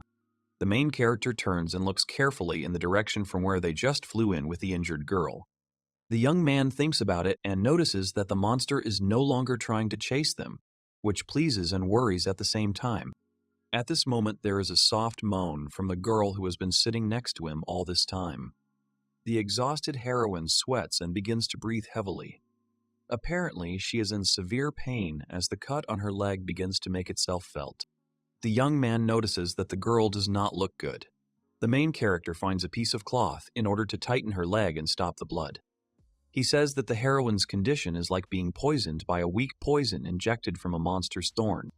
A caring young man bandages the injured heroine's leg. She thanks him for his help. The young man says that his girlfriend, named Luna Maria, is a nun. He assumes that Na can heal the girl's wound with the help of sacred magic. There is a girl standing on the ground under a tree. She shouts at the main character, addressing him by name. The young man picks up the wounded heroine and answers the girl that she is just in time. He asks Luna Maria if the nun can help them. While he is waiting for an answer, a lot of thoughts come to his mind about the current situation. He comes to the conclusion that from the very beginning he understood that something was wrong with this strange monster, and it was more dangerous than it might seem at first glance. The sorceress whom the young man was supposed to protect was also too confident in her magical abilities. However, the main character can't figure out why no one noticed the giant monster wandering through the forest all this time. The main character analyzes the abilities of his opponent and comes to the conclusion that the many legs along the monster's torso help the monster move quickly and accelerate instantly. This significantly reduces the chances of survival for his victim. His forehead and jaw are covered with a special compound, the young man reflects, clutching the girl sitting in his arms. The main character comes up with the ingenious idea that if a bully like this monster decided to move around and sneak up on his target unnoticed, then she would have one very effective way to do it. Suddenly, he freezes in horror. The young man understands that, in this case, the bully would attack from under the ground, taking advantage of the surprise effect. At the same moment, when this thought comes to the main character's head, a monster appears from the ground, trying to swallow the heroes. The main character jumps up with all his might to dodge the enemy's attack. He is straining, trying not to fall into the jaws of a dangerous predator that follows him out of the ground with lightning speed. The monster tears up the earth and reaches for the sky. Due to its length, the monster rises high above the forest and rushes after the dodging youth. One of the blades with which it tore the ground suddenly cracks, making a characteristic crunch. Steam billows from the monster. Lightning sparkles around. The main character flies back, still continuing to hug the injured girl. The young man assesses the situation with annoyance and tells himself that the monster almost touched them with its blades. He appeared too abruptly. The nun, who unwittingly witnessed this scene, is very scared for the main character and his companion. Luna Maria screams in horror at her friend, calling him by name to make sure that he is all right after the monster attack. The main character turns around at the call of his friend and discovers that a monster is approaching her from behind. A terrified young man screams at the nun, Lunamiria, to turn around and be ready for the monster's attack. A chill runs down the girl's back, chilling her to the bone. The heroine is horrified, realizing that a monster is flying right at her, aiming to attack a fragile and defenseless at first glance nun. The young man lands on the ground and seats his companion in a safe place near the roots of a sprawling tree. After taking precautions, the main character turns his gaze towards Lunamiria and shouts for her to run faster. Suddenly, the expression on the brave young man's face changes dramatically. He looks at the nun and reads in her gaze that the girl does not intend to flee. She confidently and proudly looks at the main character with her mischievous eyes and makes it clear to him that she will not be afraid breeding. The girl whips out her bat-shaped weapon and stands in a combat readiness pose. She turns to the monster approaching her and tells it to attack her, because the heroine is ready to repel all his attacks, no matter how difficult they may be. The girl raises her weapon, which begins to glow in her hands, illuminating everything around, and puts it in front of her. The girl closely monitors the actions of the enemy, reading his intentions. She holds the bat at the ready so that as soon as he gets within striking distance, she can begin to repel his attacks. In a frenzy, Lunamaria rushes towards him. The nun shouts at her opponent not to dare touch her companion, Sayasama, because otherwise he will have to deal with her. The heroine's weapon begins to emit sparkling lightning. As soon as the rivals approach each other at a sufficiently close distance, the girl uses her bat. She hits a dangerous monster with all the strength she has. Her blow is so strong that his head is thrown back. The main character breaks away from the place where he stood earlier and runs to the nun. A brave young man wants, if anything, to help his girlfriend in the fight against a terrible monster. The young man looks very focused as he is extremely determined. The main character moves very quickly and deftly, raising clouds of dust under his feet. He concentrates all available energy in his feet and climbs up the monster's torso directly to its head to deliver his crushing blow. The young man rises to the very head of the monster and jumps up to reach it and make an attack. A brave young man appears near the monster so unexpectedly that the monster does not notice him at first. He doesn't expect to see a hero in any way. The agile guy collects his future weapons on the fly and needs to do this as quickly as possible in order to be able to strike the enemy before he takes any action. The last detached part makes a clicking sound. When finished with the assembly, the main character abruptly approaches the monster. With one swing of a homemade axe, the young man cuts off one of the two blades attached to the monster's head. The monster emits its terrible and frightening roar. The monster, continuing to wheeze and make soul-chilling sounds, loses its orientation in space. He opens his mouth wide and, deprived of the opportunity to fight, rushes down, falling straight to the ground. The main character bounces off a falling monster. The young man solemnly throws his hatchet into the air and tells Lunamaria in a victorious voice that this attack, in his opinion, was very well executed, since it had such an effect. The attentive young man took a closer look at the weapon in his girlfriend's hands. He noted for himself its striking color and texture, saying that he could assume that this instrument was made of a material called red iron. He notes that although red iron is softer than usual, it has better conductivity for magic. It is not surprising that his strength enhances significantly. Let the moon of the world pass its magic through him. However, he did not expect such power. The main character reflects on the fact that the monster they are fighting can safely break through solid ground. The young man is surprised that, with such skills, the nun's wand easily pierced the outer shell of the beast's shell. The young man looks fervently at his girlfriend and warns her that the most interesting thing will begin from this moment. The main character smiles slyly and apologizes in advance to her for his behavior, saying that from now on he will definitely show off. At this moment, the monster's carcass falls down. The monster rolls across the ground and raises clouds of dust from it. The monster throws the nun aside. She flies off some distance and hits the trunk of a tree. She gasps at the unexpected landing. Lunamaria winces and moans from the unpleasant pain in her back. At the same moment, her attention is attracted by a monster that looms over her, aiming to attack the defenseless girl again. He lets out a low growl and anticipates pouncing on his prey. The heroine looks at him in fright because she realizes that she has fallen into a trap. "No!" she exclaims in horror. The girl can't believe that the monster is still alive, despite all the damage that his comrades inflicted on him during the battle. Lunamiria looks for her weapon with her eyes in order to somehow protect herself from the monster. She realizes that the rod has been left aside, and she cannot reach it in any way. At this time, the monster hovers over her in the air. The monster glares at the heroine with its predatory gaze. He's grinning, ready to attack the girl at any moment. In an instant, he finds himself next to the heroine. The monster opens its huge mouth to swallow the girl. Lunamiria staggers back and screams at him not to do it. The heroine, being a deeply religious person, closes her eyes and begins to pray to God for help and salvation. Her whole life flies before the nun's eyes. The girl decides that this is the end and prepares to say goodbye to life in the mouth of a terrible monster. At the same moment, the main character appears between the nun and the monster, who came from somewhere out of thin air. It was as if the Lord had heard the girl's pleas. The young man covers the frightened girlfriend with his strong body, ready to protect her from the beast at any cost. The girl looks admiringly at her defender. Her eyes are shining with happiness because the heroine was already ready to accept her terrible fate. She exclaims, addressing the main character by name. Seisama, that's the name of the young man, is preparing to repel the monster's attack at this time. The brave young man frowns to focus all his attention and strength on the impending blow.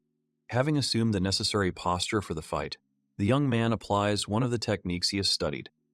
With her help, the main character creates a field with a vortex near him. At the same moment, a blade previously cut off from the monster flies up to the young man. It lands on the ground with a thud, stopping near the main character who attracted it. A resourceful young man approaches him and takes hold of the edge of a knife-sharp blade. The young man takes aim to make a long-awaited attack and defeat the enemy who bothered him, who already caused too much trouble. After waiting for the monster to approach the required distance, the main character throws this knife at his opponent, twisting it in the air as if it were a shuriken. The blade flies straight at the target and crunches through it. The blade continues to fly along a predetermined trajectory in such a way that the monster splits into two parts. The main character continues to stand in a position of combat readiness.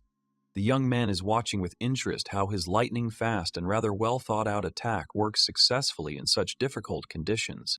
The brave young man looks into the distance and does not take his eyes off the monster divided into several parts.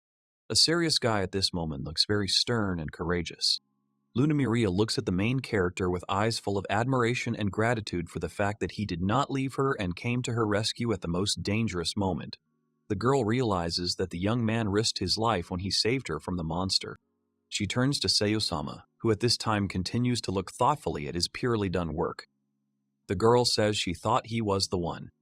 She turns her gaze to the calm forest that stretches behind the young man. As a child, Lunamiria loved to read a story called The Tale of the Monastic Journey of the Holy Virgin.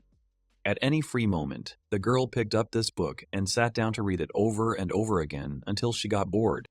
This story told readers about the pilgrimage of a certain holy virgin. According to the plot of this book, the young saint went on a journey to various places. She did this in order to heal all the poor and punish all sinners on earth. The heroine read about how the saint had faced difficulties countless times. However, each time all these difficulties were resolved in an instant. When a man came to the aid of the main character of the book, he protected her from pain. At the end of the work, it turned out that this young man was actually an apostle from God. He was sent by the Lord himself to guide the saint on the true path when she wanders the world in search of those whom she needs to heal. This was the story of the heroes of the book read by the nun many times. The young man, named Sei, reminded her very much of the man in the book. The girl decided that he was almost like an apostle sent to her by God. She had always admired this character from the book. The main character stands triumphantly in front of the monster divided into two parts. The young man is pleased and proud that he managed to defeat such a dangerous beast. Steam billows from the carcass of the bloody monster, covering everything around with its white veil. The girl continues to stare at him in amazement. The young man turns to her and with a sly smile on his face asks the heroine if she is all right. He looks very charming, especially after he saved a girl from a terrible death. The heroine's cheeks are covered with a thick blush. She looks at her savior with a languid gaze. The girl is so lost and confused by his question that she does not find anything that she could answer him. She only softly and tenderly pronounces the name of Seiya-samaya. A monster divided in half continues to hover over the heroes. In this form, he looks very intimidating and ferocious. The girl is frightened by the sight of the monster. The heroine looks at its contours, and it seems to her that the monster is still not defeated to the end. She begins to scream and asks the main character if this monster is still alive, since his body has not yet fallen down. Both characters look closely at the carcass of a huge insect. Steam continues to fall from its depths, and some unknown sounds are heard. According to the feelings that the characters experience at this moment, only the calm before the terrible storm can be compared. Suddenly, an explosion is heard, and the silhouettes of the heroes stand out in a flash of bright light. The mushroom rises from the explosion, and a loud sound like a pop scares away all the birds in the vicinity. They rise above the forest and fly away. A girl appears out of nowhere behind the surprised heroes. The sorceress laughs jerkily, watching the reaction of the young people. The girl blushes with delight and gloatingly asks, addressing the monster, how this terrible insect is now that they have defeated it. Sei and Lunamiria turn towards the heroine. She does not stop laughing, on the contrary. Her laughter becomes even louder and gloating. The characters look at the girl with surprised eyes. The faces of the young man and the girl express fatigue and misunderstanding. Meanwhile, a cart drawn by 2 horses is moving through the forest. Some warrior leans his foot on one of the monsters sprawled in the clearing. Apparently, this monster has been defeated as it does not move and does not show any signs of life. The hero who stepped on him rejoices that he and his comrades defeated all the monsters they met on the way. His friend cheers with all his might, showing with all his appearance how happy he is about this event. Luna Maria uses her wonderful healing magic, which many have already heard about, and heals the wounds of patients with its help. Lola, that was the name of the main character's companion, whom he also, like the nun, saved from a terrible monster, is watching the treatment process. The nun says that everything will be fine now. Lola replies that it's incredible because she feels better. She turns to Luna Maria and says that she wants to express her great gratitude to her for everything that she has done for her. The nun replies that it's not worth it at all. She says that if a girl has to thank someone, it's Sai-sama. That's how. The heroine is surprised. She is surprised that the main character's name is Sei-sama, because she did not know the name of the young man she liked before. At this time, an unknown woman approaches the men, who were happy earlier that they had defeated all the insects. She exclaims with an intelligent look that one of the insects is the larva of a giant red-headed centipede that lives in these parts. The woman explains that they are poisonous and very dangerous. It is possible that this place is not so often sprayed with holy water to scare away monsters due to the fact that this area is far from the city. Fortunately, most of them are adventurers. One of the comrades says that they could make a big profit if it was an adult. His friend replies that they have already given their all to defeat those maggots. If it had been an adult, they simply would not have survived. Lola, who is standing not far from them, listens to the conversation of these 2 people. She hears one of them telling his friend that everything could have been completely different if there had been a hero next to them at this difficult moment. The girl turns and meets the gaze of a nun sitting on the ground. She continues to stare in front of her with a clouded gaze. She indulges in her dreams and fantasies of the relative protagonist, who reminded her of that night. Meanwhile, the young man is laying out his tools. He is enthusiastically whistling some cheerful song and digging into the insides of his former opponent. The main character clicks something, cuts and squeezes the insides of the beast with his hands. The brave young man freezes with a rag in his mouth and thinks. The young man is carefully looking for something very important and valuable for him inside the monster.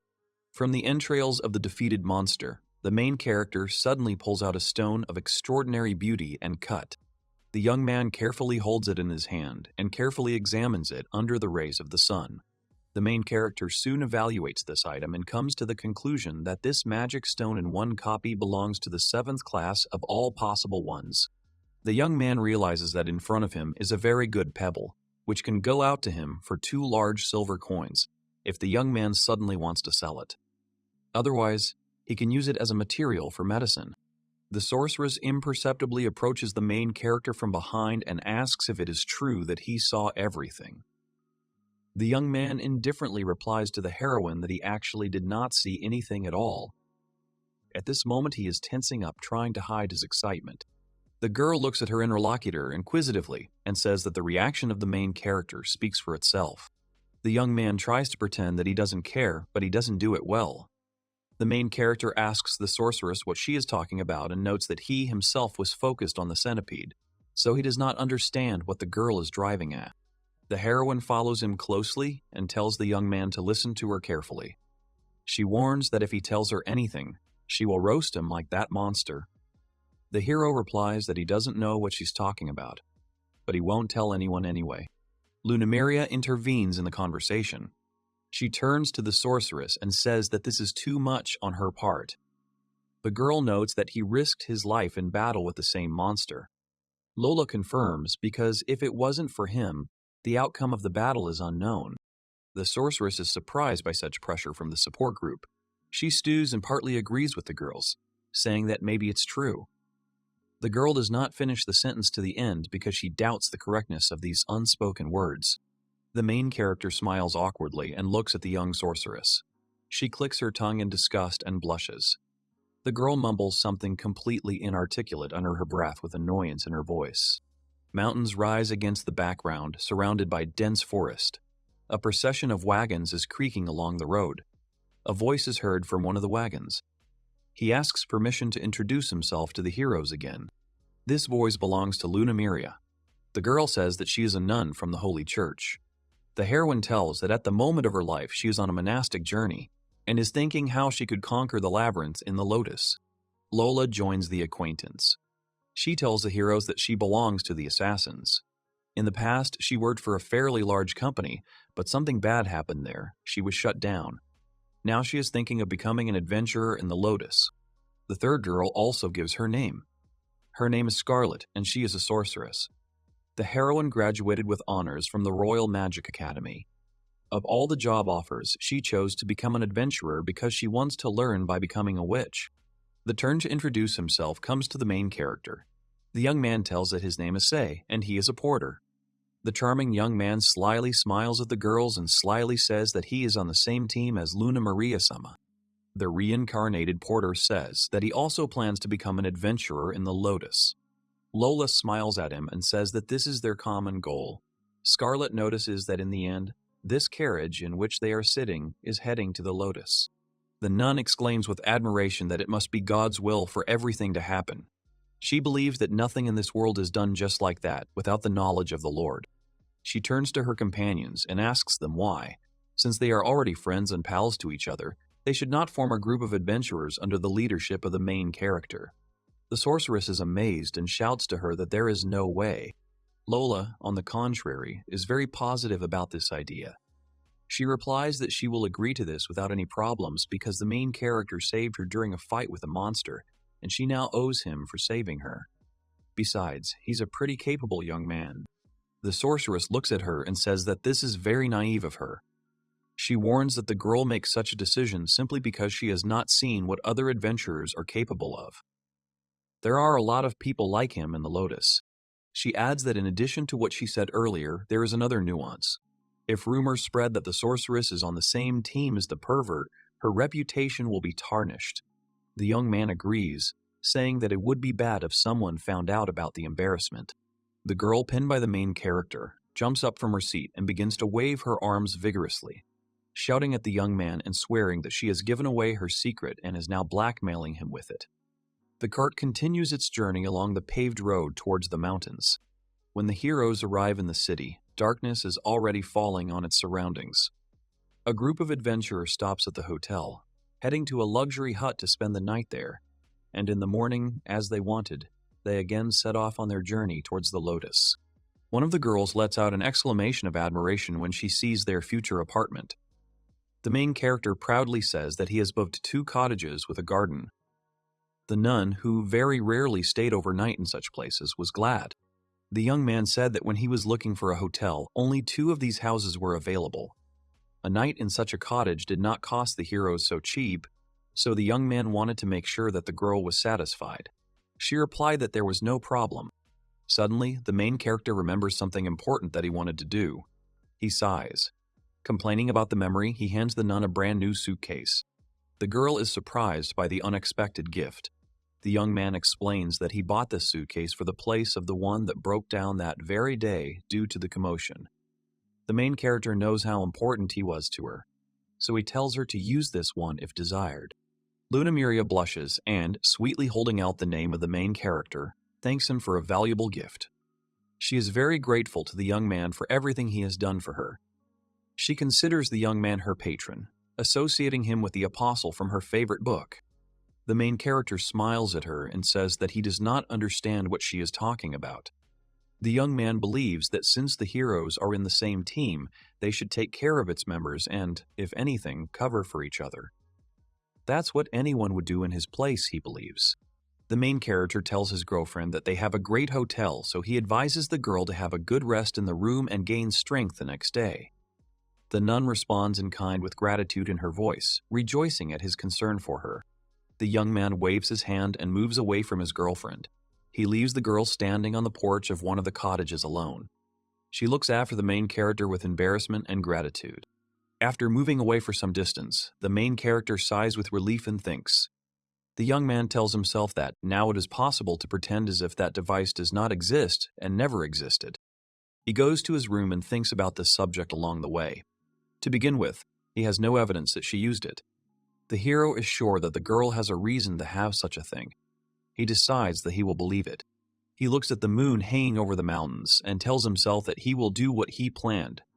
The girl continues to stand near the porch of the cottage and clutching a suitcase in her hands. She looks very confused and excited after receiving a gift from the hero. The action takes place in a garden illuminated by the light of the moon. In one of its corners there is a bathtub with water designed for bathing guests. Warm water is heated on a campfire in a vat. Singing is heard everywhere, signifying the good mood of the hero. The young man removes the vat from the fire and fills the tub with its contents, diluting the cold water with hot water. The main character throws flower petals at her to give an atmosphere of mystery and romance. He's going to make his plan come true. A young man climbs into a bathtub with his feet to soak in warm water in the fresh night air.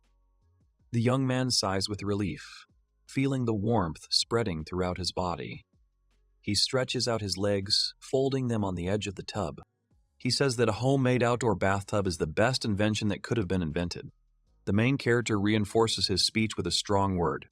He decides that he needs to enjoy the garden to the fullest from time to time. The young man sighs with relief and satisfaction. The main character remembers something and says that he almost forgot about it. He complains that the drink next to him does not look like Japanese juice, but soon forgets about it and continues to enjoy the wonderful moment that falls to him very rarely. He exhales especially loudly after drinking a drink. The young man mentally turns to the moon of peace, assuming that a pure-minded nun has never bathed in an open-air bathroom in her life. He wonders if he should take this opportunity and invite her to his place. The main character drives these thoughts away from himself, deciding that they can be nothing more than a joke. He decides that it cannot be that a girl like her got into the same tub with a man, so the hero decides not to invite her, so as not to get into trouble. However, at the same second, lustful thoughts again overwhelm the young man. The main character thinks about it and tells himself that maybe what he dreams of is not so impossible in the situation, given the circumstances, and is fine. A young man vividly imagines himself hovering over a confused girl. In his thoughts, the main character showers the nun with compliments, saying how wonderful she is. He asks the heroine to show him more of her beautiful girlish body. The young man is trying to predict the reaction of the young maiden. He assumes that the heroine will shyly hide her eyes and try to cover her body from his gaze. She will timidly beg Saisama not to look at her untouched body. The young man asks the girl if they are not friends of each other. The main character says that the girl should not be embarrassed. She should relax next to him because being nervous will not get rid of fatigue. She protests, saying that she is a servant of God. The young man calls Lunamiria by name. The main character turns to the girl and tells her in a quiet, languid voice that he does not care about such things. An ardent young man looks into the eyes of a nun and says that she is an indispensable member of the team for him. The girl can see it for herself. The young man says that he has already shown her everything he could, and now he is ready to give her his body. He looks intently into the trusting and wide-open eyes of the heroine. The main character convinces her to trust him. The young man says that she should open up to him and let him, since he is more experienced than her, handle it himself. The girl opens her fervent lips. She pronounces the name of the main character in such a voice as if he had bewitched her. The nun's shyness passes and she leans forward to meet the hot body of the protagonist. The girl says she is glad that the main character trusts her so much. She admits that she did not even know that the young man appreciated her so much. She opens up to him, addressing the main character by name. The girl asks the young man to examine every inch of her sensual body. The heroine wants him to imprint it in his memory. The hero is excited by these thoughts. The young man gets up from his seat and stretches his stiff back. The dreamy young man raises his eyes to the sky to collect his completely confused thoughts. The main character takes a container with a drink and brings it to his lips. He is too excited by his own fantasies to remain calm at the moment. After drinking the drink, the young man runs his hand through his hair and thinks again. The main character decides not to miss such a good moment and try his luck.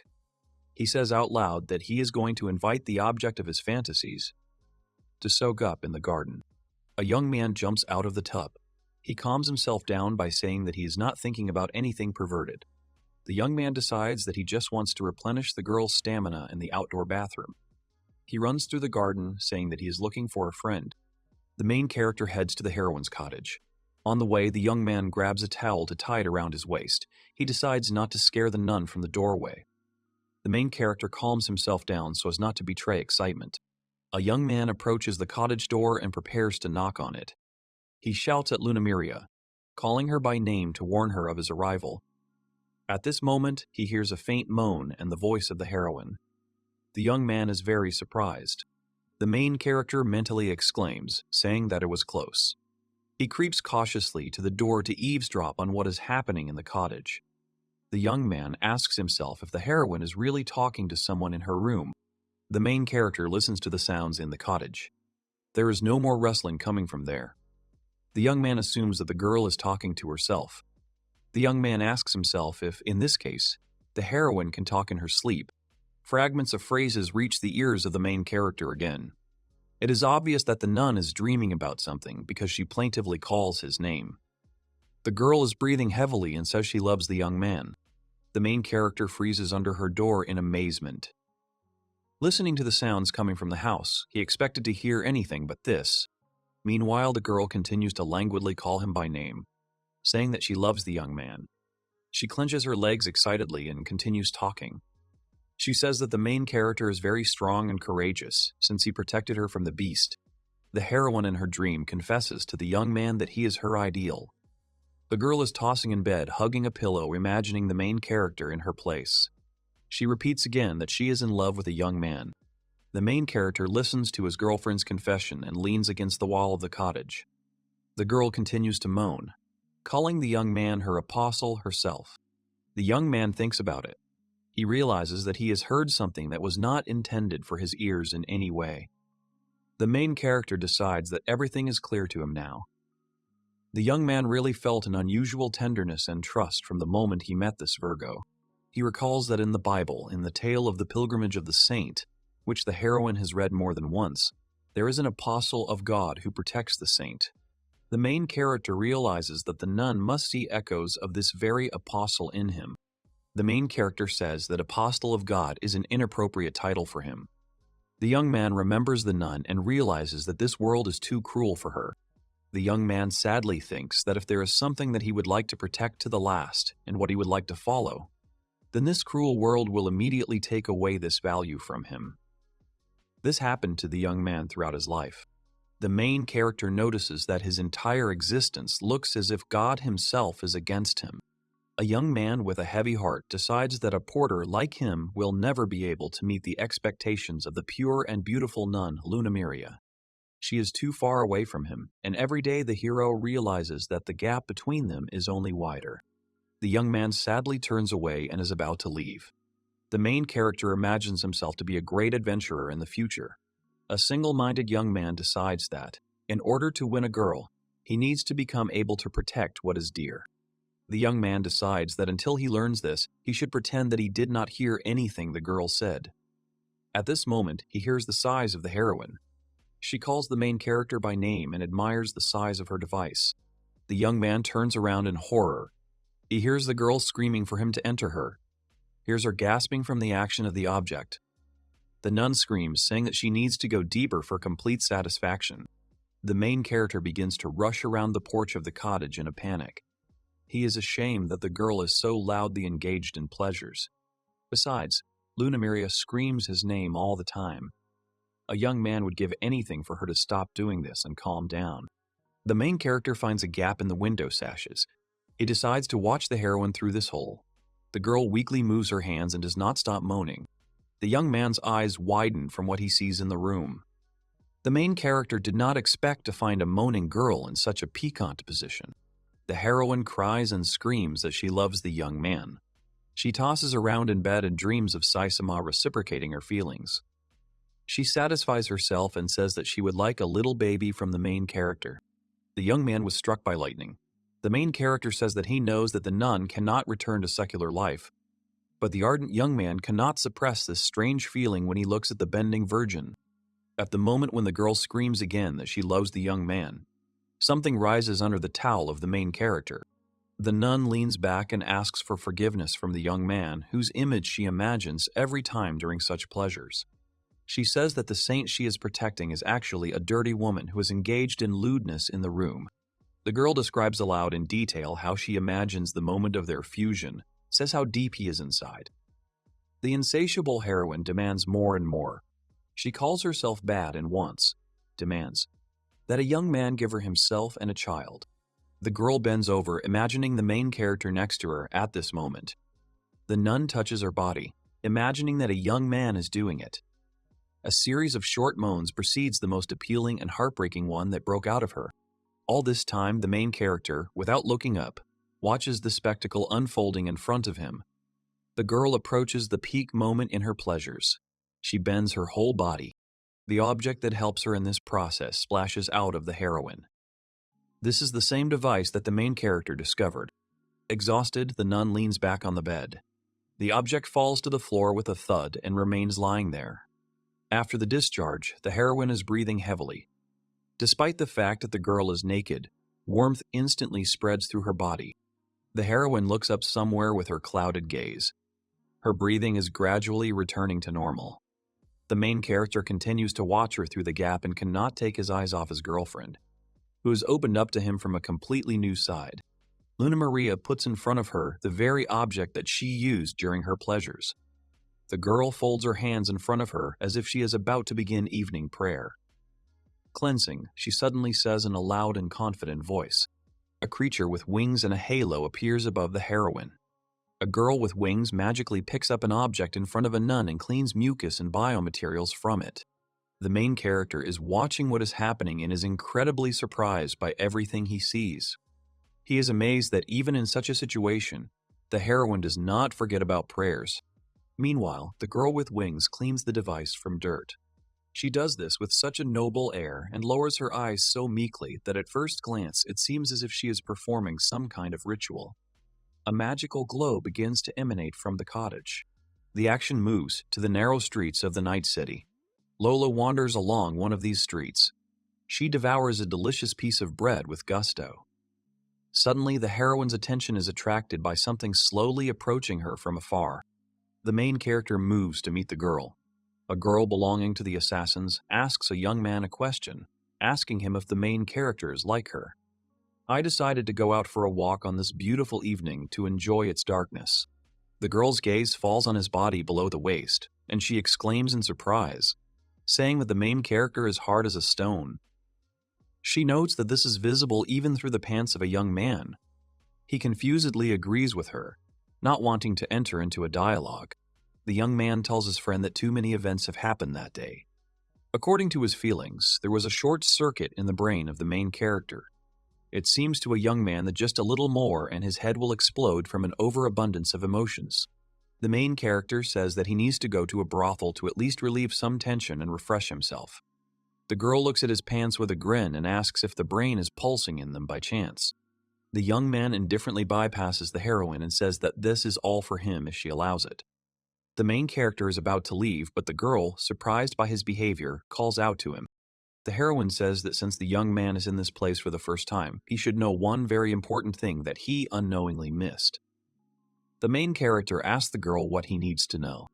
The heroine explains to him that there are no brothels where they are. The young man turns to her in horror. He does not know what to do because the problem in his pants does not allow him to calmly go about his business.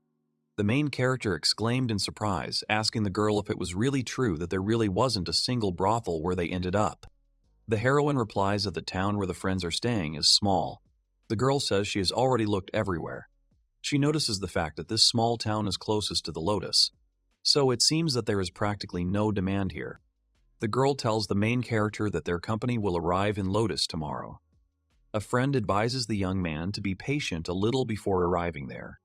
The young man realizes that he will not be able to calm down after seeing such a scene in the cottage.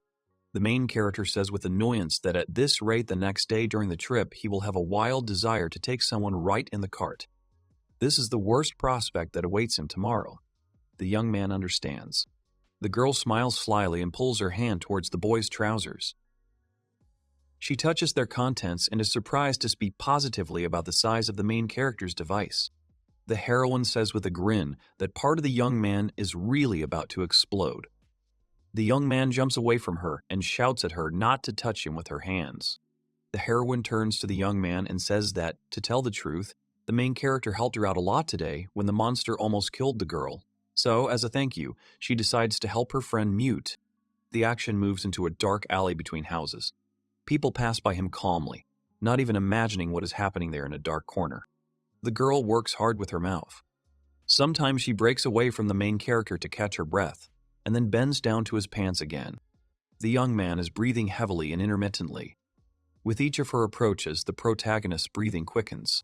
Stroking the girl's hair, the ardent young man moans slightly. After squeezing out another exclamation, the young man exclaims, telling his partner how good he is now. The girl does not answer him, continuing to enthusiastically do her job. She brings the main character to a peak point, making such movements that the young man barely restrains himself from screaming from pleasant sensations below the waist. The main character looks down at the heroine and continues to imperiously control her head with his hand. He likes to dominate her. A young man hears the voices of people coming from a busy street. He sees their shadows flickering past the corner where the couple is located. The main character tries his best to restrain his moans so as not to attract people's attention. The girl breaks away from him again, giving herself a short break. She removes the biomaterial from her chin and dives back to the fly of the main character. Apparently, she is changing her technique, because the young man begins to moan a little differently. Finally, the girl finishes satisfying him and finally breaks away from the young man, getting up from her knees. She thanks the young man for giving her a treat. The heroine says with admiration that he has an impressive size, and the number of secretions of the young man never ceases to amaze her. The main character replies that she also surprised him quite a lot. The young man praises the girl's amazing technique. The reincarnated porter asks the girl how often she does something similar to men.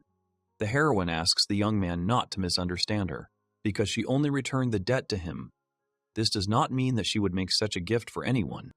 The heroine tells the young man that the director of the company where she used to work was very fond of little girls. She provided similar services to him for various rewards. So it turned out that the girl learned different techniques. The young man replied with longing in his voice that everything was clear to him now. The main character understands that the girl's former boss used his position and the amount of money to satisfy his perverted whims with her help. It's not so strange for another world, the young man decides. He is again convinced of the cruelty of this world when he sees that the principle of survival of the fittest works here, and absolute inequality reigns in society. He gets excited again. The main character stops a girl who is about to leave. The young man offers her to negotiate with him. The young man says he noticed that Lolly doesn't have any potions. He asks the girl if this is the case. She replies that it is because she has never had to be injured or poisoned. The heroine notes that she has enough money. That's what the young man needed. He looks straight into Lola's eyes and says that for an adventurer, Having potions is a necessity. The main character explains that their presence or absence often means the difference between life and death. The young man says that he has a lot of them. He continues, saying that if the girl wants, he will even give her a couple for free. The young man offers the girl to pay for it with her body. Rather, to help a friend when he needs it. The main character corrects himself. He asks the girl how she likes the idea. The heroine strikes a pose, but soon decides that the offer is beneficial to her. However, the girl believes that the price for such a service is too low, so she demands that the hero from above also pay for her room. The young man agrees. She doesn't want to wait long, so she suggests going straight to her house to get the job done as soon as possible. "It's not far," the heroine says, addressing the young man. The main character happily follows her along the indicated path. The heroes ascend, walk through the dark streets between the houses, and approach the stairs leading to Lola's room. They are climbing this rather steep staircase. The young man looks around, interested in the interior decoration. The main character involuntarily stares at his companion as she slowly takes off her jacket, exposing her beautiful thin shoulders. The young man decides to follow the example of the heroine and also pulls off his coat, remaining in one t-shirt. With the help of his ability, the hero makes his coat evaporate in the air. The girl notes that this is a very useful skill. The heroine looks at his pants and says out loud that she will have a hard time today. The girl notes that his giant can make even the battered girls from the brothel cry. The main character proudly replies that the girl is right about this. The heroine continues her speech. She says that its width and length are the same as that of the wooden apparatus she saw during the day. She asks the main character if he was in the same shape as him. The young man remembers that he was the same. The girl freezes in amazement. She notices that the young man told her that this piece of wood was made to order. The heroine asks the main character who ordered this device in this case. The young man is embarrassed and looks away. The girl already vividly represents the joys of the main character among other men of the same kind. She looks at her companion in surprise, but he reads the girl's thoughts in her eyes and immediately begins to justify himself, saying that this is not what the heroine thought at all. The young man clarifies that he is interested in women, so he is absolutely indifferent to men in this regard. The girl replies that, to be honest, she doesn't care. But she notices that even if the main character wanted to add colors to his nightlife, he would not have succeeded, because in this city it is impossible to buy the services of a man. The young man turns to his companion, wanting to say something to her, but his voice stops in mid-sentence. The main character freezes in place when he looks at the girl. The heroine takes off the remnants of another layer of clothing. The girl lowers her eyes, examining her body. In the semi-darkness of the room, her figure looks very feminine. The hero examines every line and every curve. Their eyes meet. The young man smiles lasciviously, anticipating a hot night with his friend. With a slight movement of his hand, he knocks the heroine onto the bed. The girl screams in surprise and waves her arms. She doesn't like that he's taking the initiative. The heroine remains lying on the bed, waiting for the main character to join her. The young man understands what she expects from him and begins to take off his t-shirt. He says he will show her body directly how much he likes Virgos. The girl continues to lie quietly, waiting for the main character to hover over her to start the fun. The young man approaches the heroine sprawled on the bed. The main character reminds his partner for that night that, as he told her earlier, the girl will have to pay with her body for the potions that the young man promised to give her. The main character bends over the girl very low. He practically touches her face with his own. The young man looks into the bold eyes of the girl lying under him and says that if he does not like their night together, then the deal will be cancelled. With the help of the main character, the girl remains without clothes. He examines her body and continues his speech. The young man says that if she thinks she can get out of her situation without trying, then the girl should be ready for failure. The main character says that the girl needs to make up her mind. After these words of the young man, a smile full of cunning and desire spreads in the heroine's face. The girl strokes the main character's cheek. As soon as the ardent young man loses his vigilance, the heroine makes a maneuver and turns him over in such a way that now the main character finds himself lying with his back on the bed. He hadn't expected this. The girl asks the young man what will happen if she empties him completely. The heroine jokingly clarifies whether she will be able to take all the potions of the main character if she copes with her task even several times better than he expects from her. The young man looks up at the beautiful girl from the bottom up and decides not to answer her anything to these words. The main character only admires her figure and is glad that he fell into the hands of an initiative girl who managed to take everything into her own hands, even in such a situation. Meanwhile, the heroine asks the young man not to underestimate her abilities. She warns that in this case it would be more appropriate to say that it is the main character who needs to decide, and not her in any way. The girl takes off the last piece of clothing and tells the main character, warning him that her techniques are so good that even the director of the company in which she previously worked practically begged her on her knees to become his passion. The young man draws attention to the fact that he had not yet managed to do anything, but his companion was already soaked and was completely ready for action. The main character sees this for the first time, so he looks at the girl with disbelief, but evaluates it as a plus. The heroine bends over her client, making it clear that she is ready to get down to business. The young man curses in surprise and says that the girl really bragged about her skills for a reason, since she is able to get started so quickly. The girl carefully sits on it. She moans with pleasant sensations, trying to produce the proper effect on the main character in order to get the potions. She is able to do it. The girl begins to move gradually, accelerating her movements and rhythm with each thrust. The young man appreciates how deeply the girl sucks and squeezes him, who, apparently, possesses unsurpassed love techniques. The young man comments on the girl's movements, saying how he likes it. The heroine laughs and replies that the giant of the main character is not so bad either. She hovers over the young man and says that now she will not hold back, even if the main character decides to cry. The girl looks at the young man with a clouded look and calls him her brother. The young man enjoys it. The characters enter into a love confrontation. Their cries can be heard even on the street. The main character holds his partner by the hips, helping her to keep the rhythm. His ragged breathing quickens with pleasure. The girl bends in an arc, trying to give the main character as much pleasure as possible and enjoy this moment of intimacy on her own. The air in the room is heating up. It gets hot, and the stuffiness in the room makes it difficult to breathe. The young man eagerly explores the body of his partner, giving her pleasure from various kinds of touches. Periodically, their eyes and lips meet. Both heroes are sweating and getting wet from active movement. The young man changes his position and holds Lola so that it is easier for her to stay in position. They merge in a kiss, and the main character notes the charm of this girl who completely surrendered herself into his hands. The ardent young man is very warm and pleasant inside her. The young man notices that the girl masterfully uses her ability to love with her body under the name Mastery of Carnal Pleasures. The main character is incredibly happy that the memory of the nights spent with this hot girl will remain in his memory. The Mastery of Carnal Pleasures is called a skill in which, with the help of magic, a girl with this skill can control everything that concerns her body in especially sensitive areas. She can even control the possibility of pregnancy. The main character knows that this skill is not easy to master.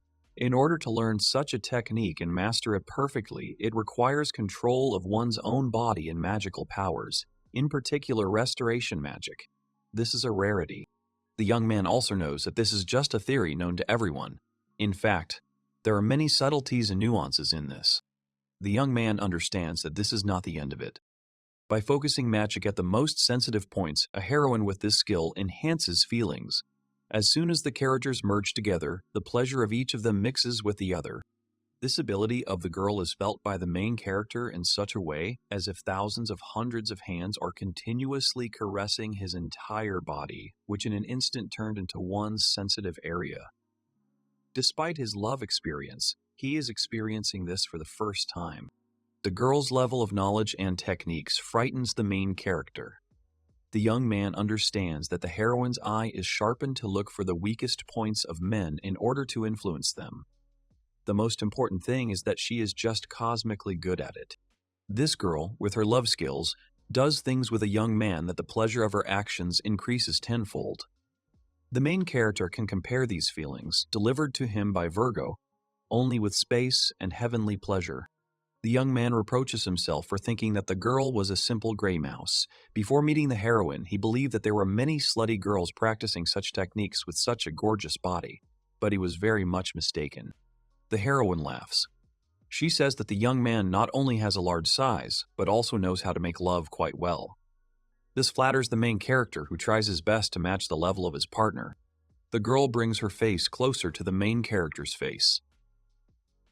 She says it's time to teach the young man a lesson, otherwise he won't admit that the girl brought him to the peak.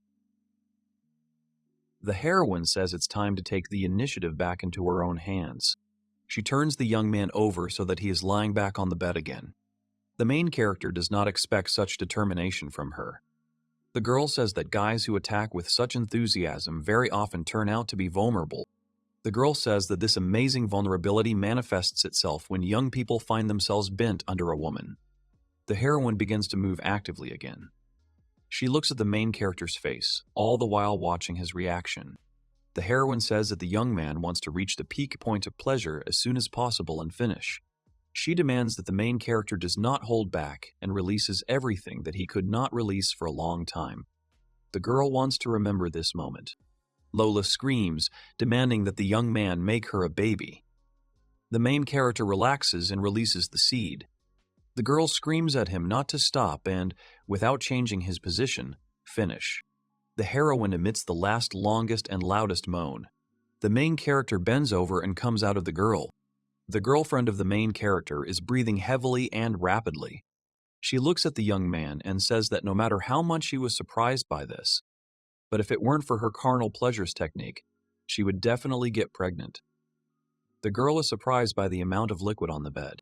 The girl smiles and blushes. She tells the young man that it seems that tomorrow he too, like her, will not be able to get back on his feet. She praised the hero for his skill. The heroine says that she has never met guys who could compete with her in skill with such confidence. After such an active pastime, the main character leans back on the pillows. He is completely exhausted by the skillful Virgo. The next moment after her words, the young man responds to the heroine so that she does not thank him. Thanks to the ability of automatic recovery, the main character turns back into a beautiful young man full of strength and energy. She is amazed. The girl exclaims in surprise and cannot believe that after a second's respite, the main character is aroused again.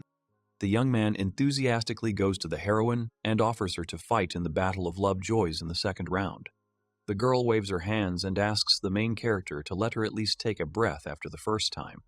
He asks her where she went. The main character asks if the girl really thinks she can get his entire collection of potions by messing with a young man for just one night. The young man says that if the heroine really thinks so, then they should continue this. The moon, which illuminated the small town all night, is replaced in the morning by a brightly shining disk of the sun. The road along which the heroes are heading continues its path through the forest and mountainous terrain. A large city in the form of a fortress can be seen on the horizon. Coming closer, the friends examine a large gate with a massive grill. After a sleepless night, Lola doesn't look her best. She can barely walk and slows down the whole group. The main character, on the contrary, looks very cheerful and rested after a night out. The young man exclaims with joy and relief that his group has finally reached the city of Lotus. The sorceress Scarlet is very surprised and notices the fact that the city is literally teeming with adventurers like them. Lola is upset when she hears the perky voice of the main character. She sarcastically notes that the young man speaks very calmly about this. The girl grumbles about the fact that the hero is just a porter. The young man sighs and says that everything is not as she thinks. The main character admits that he is very surprised here, because in fact, the young man has not yet met girls who would willingly like to stay with him. The young man hands the heroine a potion and says that they worked together yesterday. The heroine takes the vials of potion given to her and says that what the main character saw yesterday is only part of what she is actually capable of. The girl grins and warns that only the young man should not lose his vigilance. Meanwhile, the sorceress Scarlet looks around and examines the people around them. The girl notices that quite a lot of strong-looking adventurers have gathered around. This coincidence plays into the hands of the heroes of this company. The heroine looks at everyone and thinks about it. So much for the dungeon city, she grins in her thoughts. The girl understands that if you try and win as part of some strong team, you can stay in it forever. The heroine pays attention to the main character with his newly minted passion. The girl is surprised that the team members got along so quickly. She's trying to figure out if it was because they were fighting with the monster, or if it was something else. The girl turns to the nun and asks Lunamiria what is wrong with their team members. However, the nun does not answer the sorceress. She just looks after her lover Sei, who is walking away arm in arm with another girl from the team. The sorceress understands everything without words. She glares at the main character, not understanding how you can be such a ladies' man. Meanwhile, the young man complains that all the adventurers crowded around the window for the registration of adventurers. The main character turns to the members of his team and offers them a snack somewhere. The young man glances at Lunamiria and asks the girl with a smile what she will say to this. The nun enthusiastically agrees to this wonderful idea. The heroes head to the nearest diner. Each of the travelers came to Lotus to take an advanced training exam because this is their only opportunity to so easily get a higher rank in the Adventurer Association. Iron, bronze, silver, and gold grades. Adventurers earn their status and political influence depending on the rank they belong to. If a person has a gold level, then they will communicate with this hero as if he were an aristocrat. Upgrading skills depends on how much benefit you bring to the association, so adventurers go deeper into the dungeons to defeat the main boss.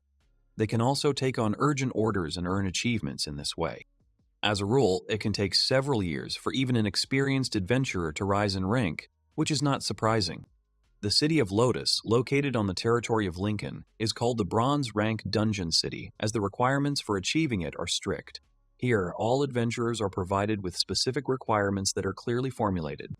One of them is to defeat powerful magical creatures that live in the territory of the Lotus.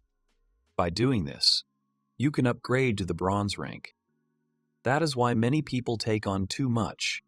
Newcomers are dying en masse right here. Each of the heroes who arrived at the Lotus is one of the newcomers. The main character, like his companions, is confident that he will reach the bronze rank and become a strong adventurer who will be able to adapt and live freely in this harsh world. The heroes went to the exam for advanced training of adventurers to raise their rank. But first they need to register with the guild as new adventurers. At the entrance to the reception desk, Porter Sei and his companions are greeted by a beautiful girl, the guild registrar, whose hair falls over her face. Grinning, she looks around the guests, envious that the hero has his own harem at such a young age. Ignoring this remark from the registrar, the guy asks to register Runamilia and Zophie as adventurers.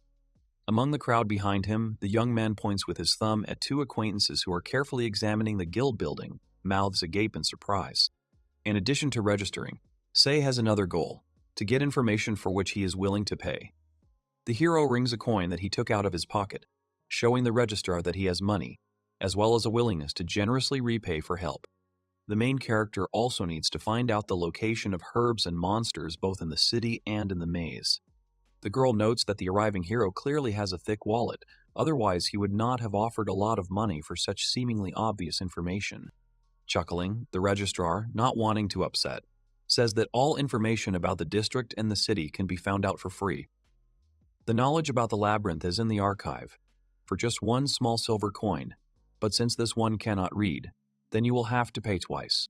But the girl is ready to tell much more information to the porter, for example, what he will not be able to find in books and archives, but only for a certain cost.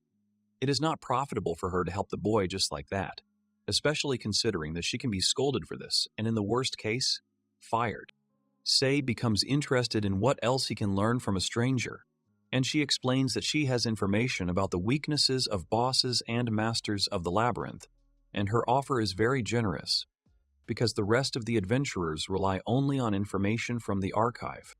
The boy asks again who else is the master of the labyrinth, but the registrar realizes at this moment that the porter seems to know nothing.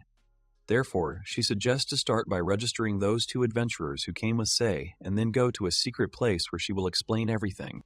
The nun of the Holy Church and a hired killer received all the necessary documents that needed to be filled out, and under the strict supervision of Scarlet and the Observer, they entered all the data. Now all that remains is to hand over the papers, go through further registration procedures, and you can proudly wear the title of an adventurer. After that, the registrar of the Adventurers Guild guides the young man through the corridors of the building, through a couple of courtyards, and eventually he finds himself with her in a small room, in the center of which there is a table with a map and many shelves with books. The girl explains that the place they are currently in is an archive, accessible only to adventurers in the guild. Ordinary people are not allowed to enter here, and not every adventurer has the right to enter this place. According to the registrar, the map that is on the table shows the habitat of monsters, but you cannot take it with you. You are allowed to use it only inside the walls of the archive. Thanks to the map, you can learn a little more information that may be useful in the future and also gain an advantage in knowledge. The registrar also says that the Lotus Maze is a flat one-story maze, but it is so huge that even in the guild, no one knows its real size. Of course, this place was investigated, but no one could understand even the approximate scale. Despite the fact that there is no sun in the maze, the sky is exactly the same brightness as on the surface. It gets dark there at the same time as the sun sets outside, so there is time to prepare for the night. The only difference is a lot of monsters and not the best environment for survival. The young man is interested in what is the risk of being attacked during a rest stop, and then the girl points her finger at the circles indicating safe zones.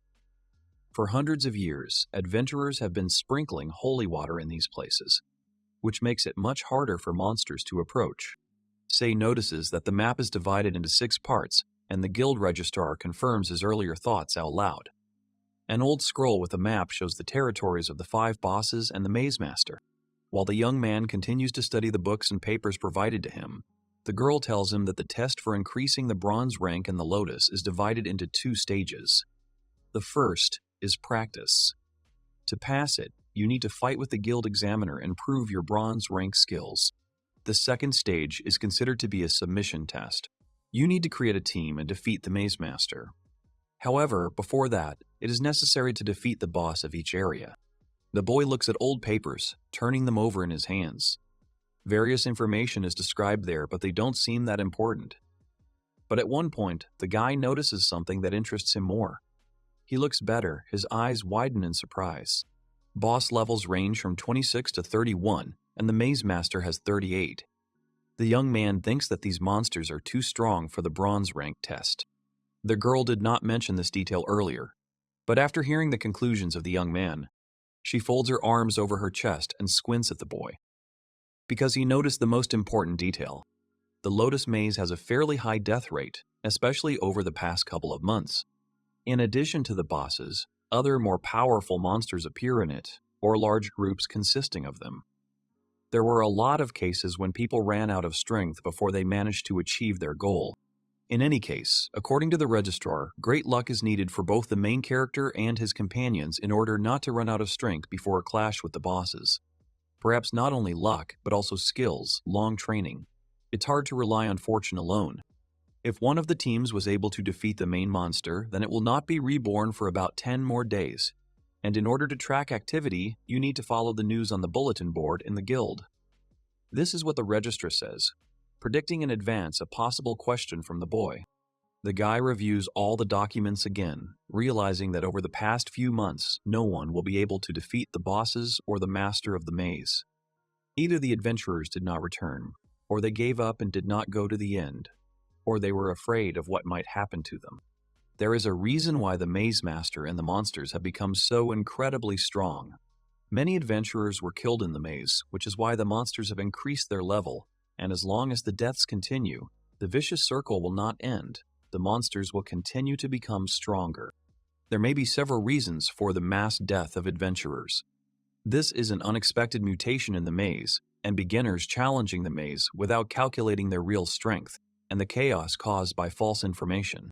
The porter is distracted from his thoughts by the voice of the young receptionist. She suggests that the guy go to another city because there you can increase your rank, even though it will take more time. But he refuses.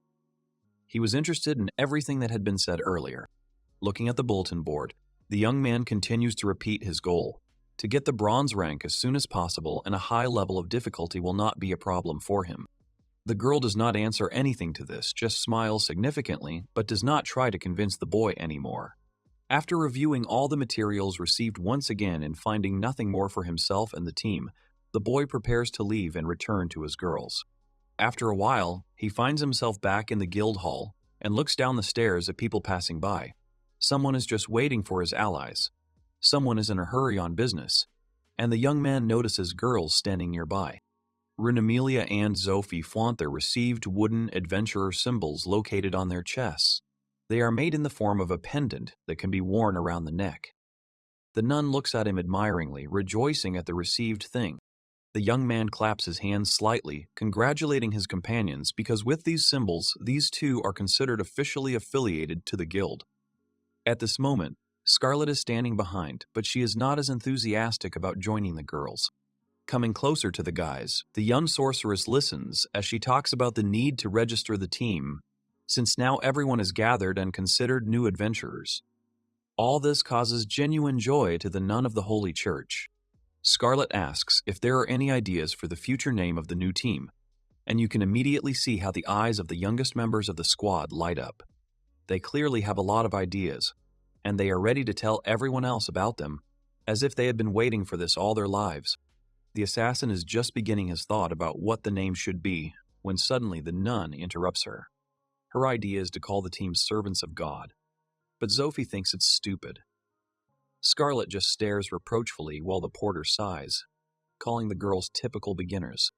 Runamelia is interested in the opinion of the sorceress, how she would like to name the team because Servants of God sounds strange in Zophie's opinion, and the assassin's version of girls is not suitable, because there is one guy in the squad. The girl rolls her eyes at this, replying that she doesn't care.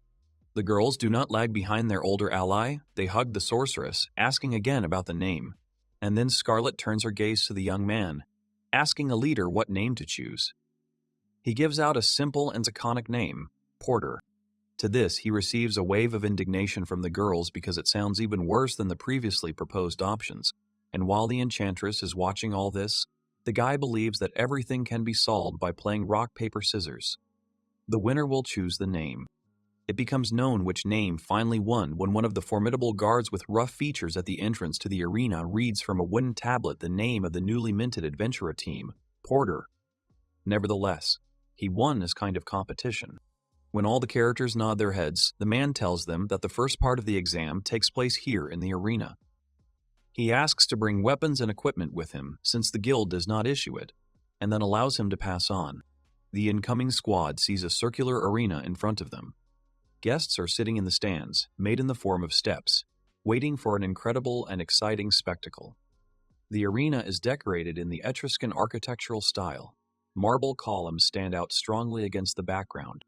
The spectators gathered on the steps are watching the girls who entered the battlefield with piercing eyes, and someone does not pay attention to them at all, having fun with their companions. Scarlet notices all these people in the stands asking the guard who they are and what they are doing here. The man calmly replies that these are spectators who have come to observe the process of passing the exam since everyone present now has free time. Looking around, Sei notices that it looks like the audience gathered in the arena is betting on who can pass the test and who will fail, and, apparently, they have carefully studied the abilities of each of the adventurers.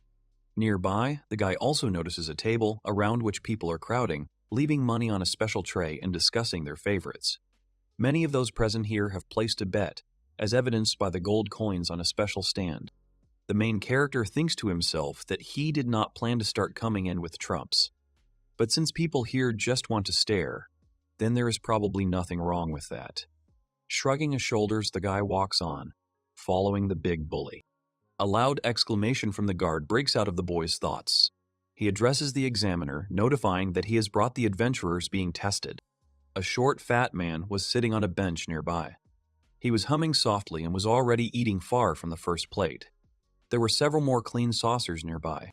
Putting his hands on his hips, he thinks that the examiner was the same big man who met at the entrance, but he turned out to be just an acting escort. When the old man turns to face the hero, the guy realizes that he was not looking at a short, mustachioed uncle, but a stronger man who could resist attacks. But perhaps the guy is very wrong in his judgments. The examiner takes the hilt of the sword hidden in his belt in his palm and introduces himself. He will test the newly arrived adventurers in the first practical test. As the man explains, you can do anything, any techniques, any magic. The most important thing is to demonstrate your skills and abilities. Coming closer, the old man challenges the heroes, saying that since they are confident in themselves, they can fight face to face with him. and he is already waiting for the first volunteer, beckoning to him. Determined, Runamelia steps forward. The girl squeezes her hands into small fists and says she is ready to be the first. There is that same twinkle in her eyes, and now, no matter how worried she is, all these doubts fade into the background. After examining the nun, the examiner clarifies whether the girl has the status of a saint, to which she answers in the affirmative because now she is on a holy journey. Chuckling, the old man is a little surprised, because this is rarely heard these days, especially from young maidens. The questions do not stop. The man clarifies what level the girl has now, and whether she can use a skill called the Holy Arrow.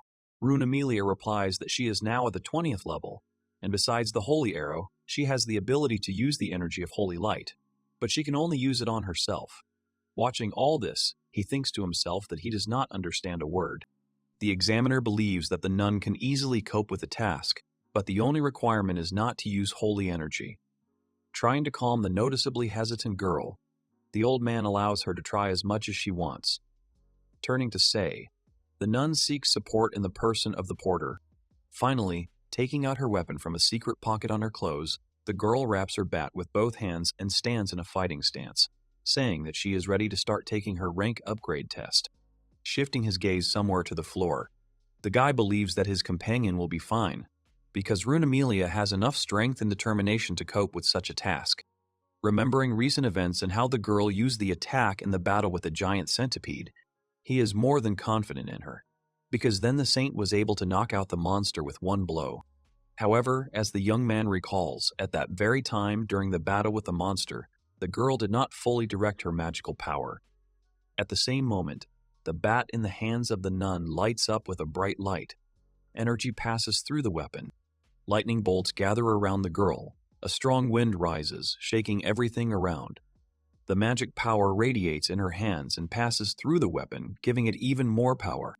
Sitting on a chair, the young man thinks that the full force of Runamelia's attack is definitely worth watching her sitting behind. But the guy is interested in the question of whether the old man will be alive after such a powerful attack, whether everything will be all right with him. The man's hair is fluttering in a raised squall of wind gust, but he is not moved from his place. Looks carefully, saying that it is amazing. It had been a long time since he had seen such a strong power of magical energy and had not felt it. The old examiner is confident in his abilities. He grunts and defiantly invites the nun girl to come up and hit him if she can. This provokes Runamelia even more, and it comes. There is a loud scream and a blow. The entire arena around is filled with dust, fragments, particles of earth, and the area where the action takes place.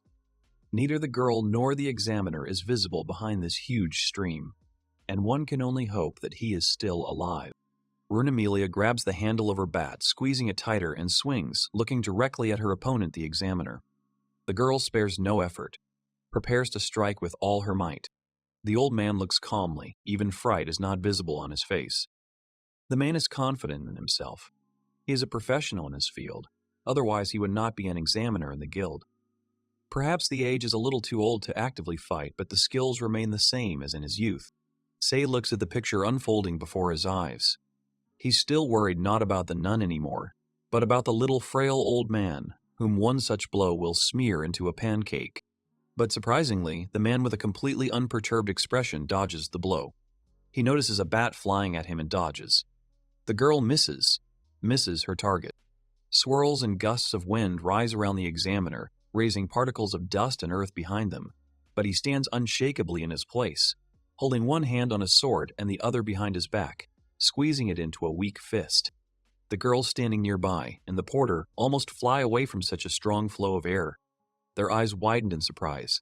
They are unable to utter a word, being amazed by the picture they saw. None of them had imagined that a young nun could do such a thing. Closing his eyes rather and smiling with a noticeable mockery, the man says that what happened looks like a storm. Or rather, it would have been if the nun had hit. And since the blow missed the target, only a light breeze came out, in his humble opinion. Runamelia is only more offended by such taunts. She swings her weapon with a bat out of impotence, makes sounds of Q and ha, but none of the chaotic blows passes the old man. He manages to easily step aside and dodge each of them. Carefully examining the examiner, The boy analyzes his actions and tactics of combat. The old man dodges every attack with small steps, and the movements of the young nun are too predictable for him, as if he sees through her.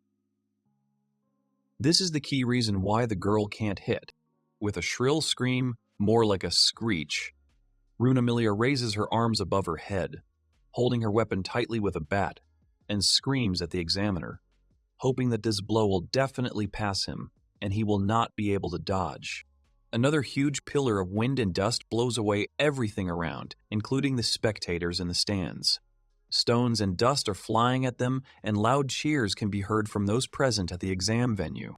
The assassin Zophie and the sorceress Scarlet look with horror and genuine surprise at how their friend deals with the examiner. None of them even suspected what power was hidden in this seemingly fragile little girl. The girl's hair and their clothes are disheveled due to a strong gust of wind, and they no longer look so beautiful. The spectators in the stands got no less, especially those who were sitting in the front rows. All of them are shouting a rhetorical but quite logical question. What kind of power is this? Some cover their eyes, face with their palms, and cry out in fright, because they have never seen anything like this before. Only this one, who has been sitting on a chair all this time and analyzing the fighting style, squints at the scattering dust, guessing that the examiner could dodge this blow as well. When everything around has dispersed, the silhouettes of both the old man and the nun become clearly visible. The clang of a sword being drawn from its scabbard is heard. The man manages to put a sharp blade to the neck of the girl, who is now in a vulnerable position. If the old man had the will, he would have killed Runamilia in an instant. With the same calm expression on his face, the examiner praises the girl, saying that this will be enough. The Runamilia does not move, being turned in the other direction. She looks at her bat, clutching it in her hands, and sees how it pierced the ground, leaving split stones and cracks behind. But not even a single hair fell from the man's head. Now surprise can be read not only on the girls' faces, but also on Sei's. It would seem that such a strong and powerful blow, but even it did not pass the examiner. Zophie and Scarlet's eyes widen even more. They stand with their mouths wide open, realizing that it will not be so easy for them to cope with the difficult test in the form of an exam. Panting, the nun lowers her head and tries to swing again. She doesn't want to give up so easily. Sweat drips from her forehead and cheeks. Severe shortness of breath appears, and the examiner asks if the girl can still move, because from her appearance it seems that Runamilia is completely exhausted and will collapse very soon. Raising her hands trembling with fatigue, the girl tries to swing again, but at the same moment the old man hits her lightly with a sword on the back of her head and neck, which causes the nun to eye-ache. Clicking his tongue, the man raises his eyebrows, asking if Runamilia has at least some experience of real combat, and she replies in a tired, trembling voice that she fought using her holy magic only in a wandering maze. But this is only the second time she uses the weapon she is currently holding in her hands. Being shocked by what he heard, the porter realizes that the girl's fight with the centipede was her first serious battle in her entire life. At that time, it did not seem so, because there was a certain professionalism in the girl. There was not a drop of fear. Putting the sword back on his belt, the man is ready to announce his verdict. The nun has enough abilities and skills, but it is difficult to assess her due to lack of experience in real combat. And even despite the strength demonstrated earlier in front of the examiner, this time the girl does not pass. The old man reports that Runamilia failed the test. At least this time she could not cope with the task. She'll have to do it again, but only when she gets enough experience in dungeons and small battles. Clenching her teeth, Scarlet clenches her palms into tight fists, calling the examiner not the most flattering words, and restrains herself from hitting him. The assassin at this time only looks reproachfully without uttering a word. It only evaluates the full scale of the efforts that will have to be done to pass the test. Brushing the specks of dust from his clothes, the examiner turns to the nun again, offering to come to her again when she has gained enough experience in the maze, and is 100% confident in her abilities. Runamilia has no choice but to sigh heavily and agree to what was said earlier. For himself, he concludes that abilities will mean nothing if a person is not able to show himself in a real fight. Getting up from the chair and leaning on its back with one hand, the young man praises Runamilia, saying that she did a great job and fought well. But instead of accepting thanks, the nun sobs and believes that she looked very pathetic in front of everyone present, and especially in front of herself.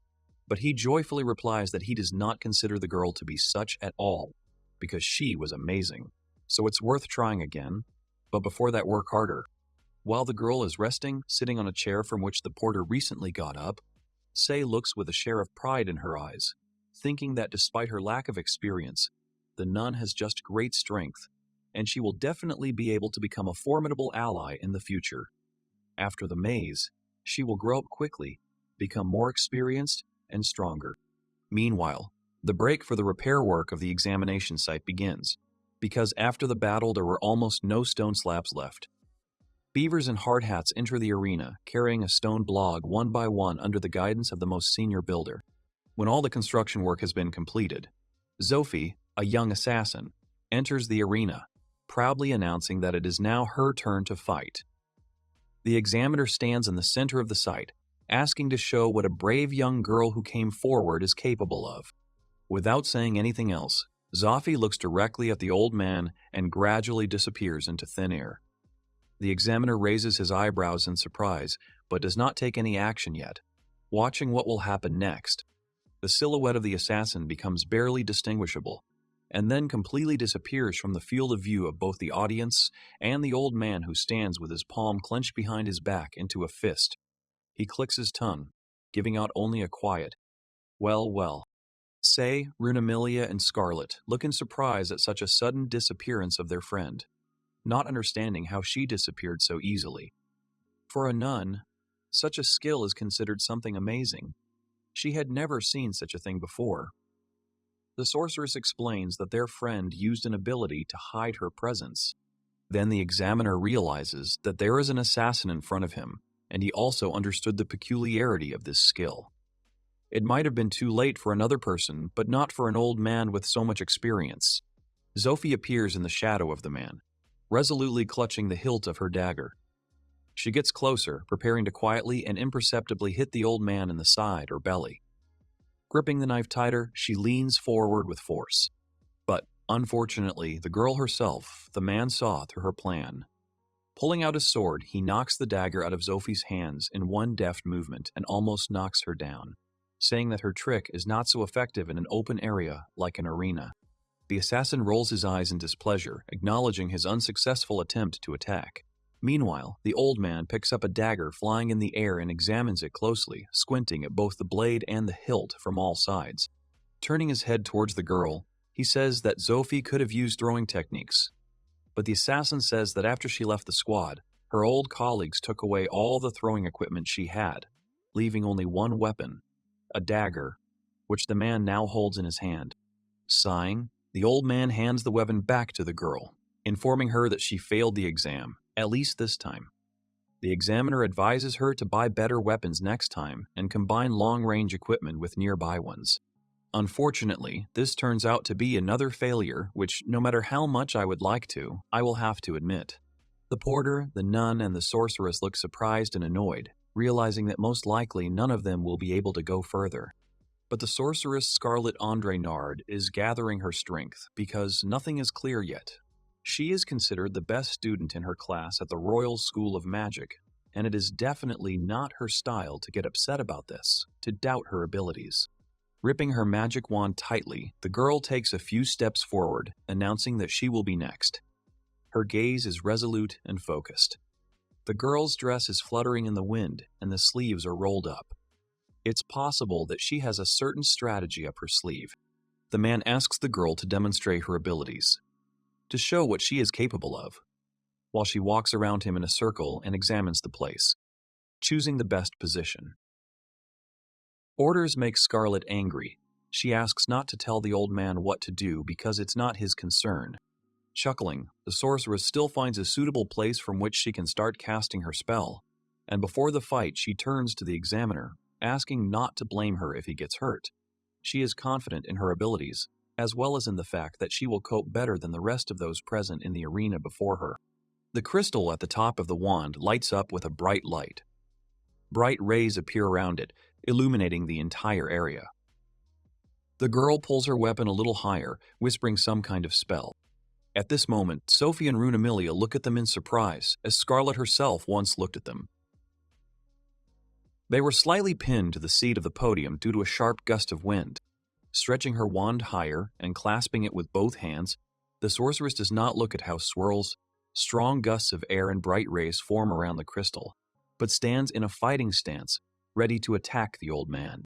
The spectators in the stands silently watch as the flames and wind cover the entire arena, but do not try to cover their eyes and do not scream, as was the case, for example, with the nun. They are interested.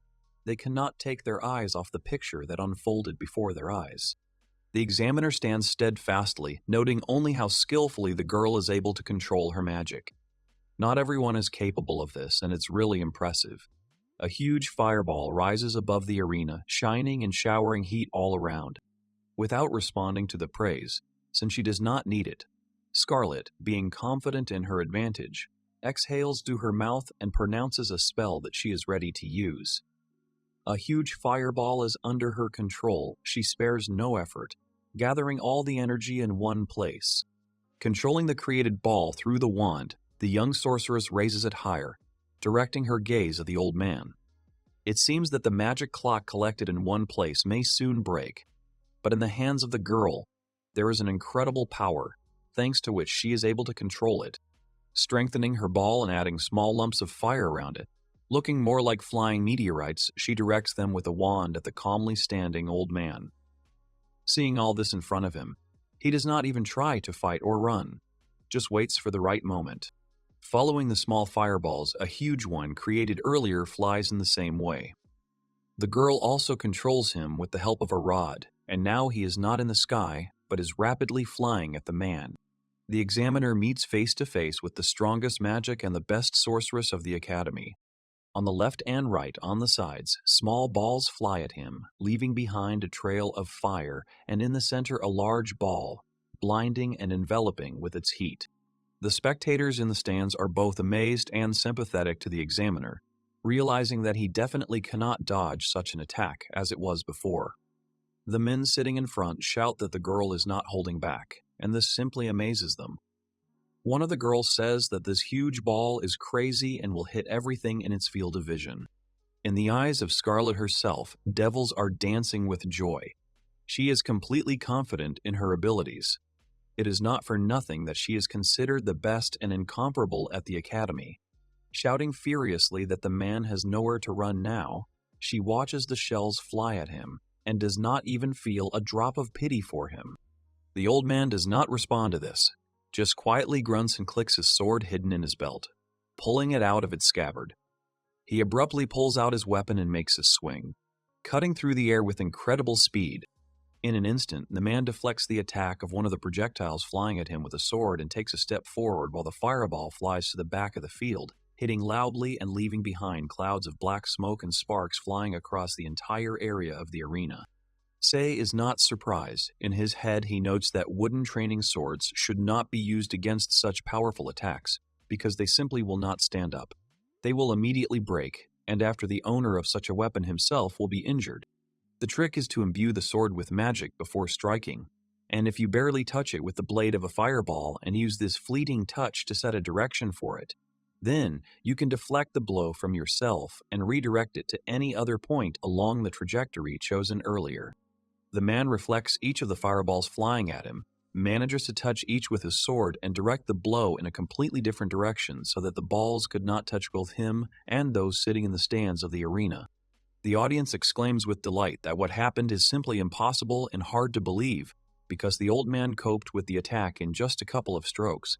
But someone from the crowd exclaims that the examiner cuts the balls into pieces faster than everyone present in the arena can see. One of the spectators shouts that a huge ball is flying at the old man right from above and he needs to be careful. Then the man plunges his sword into the stone slab with all his strength and lifts it, then quickly touches the fireball with the same slab and reflects the blow. The slab soars up with the sword attached to it, holding the same huge fireball.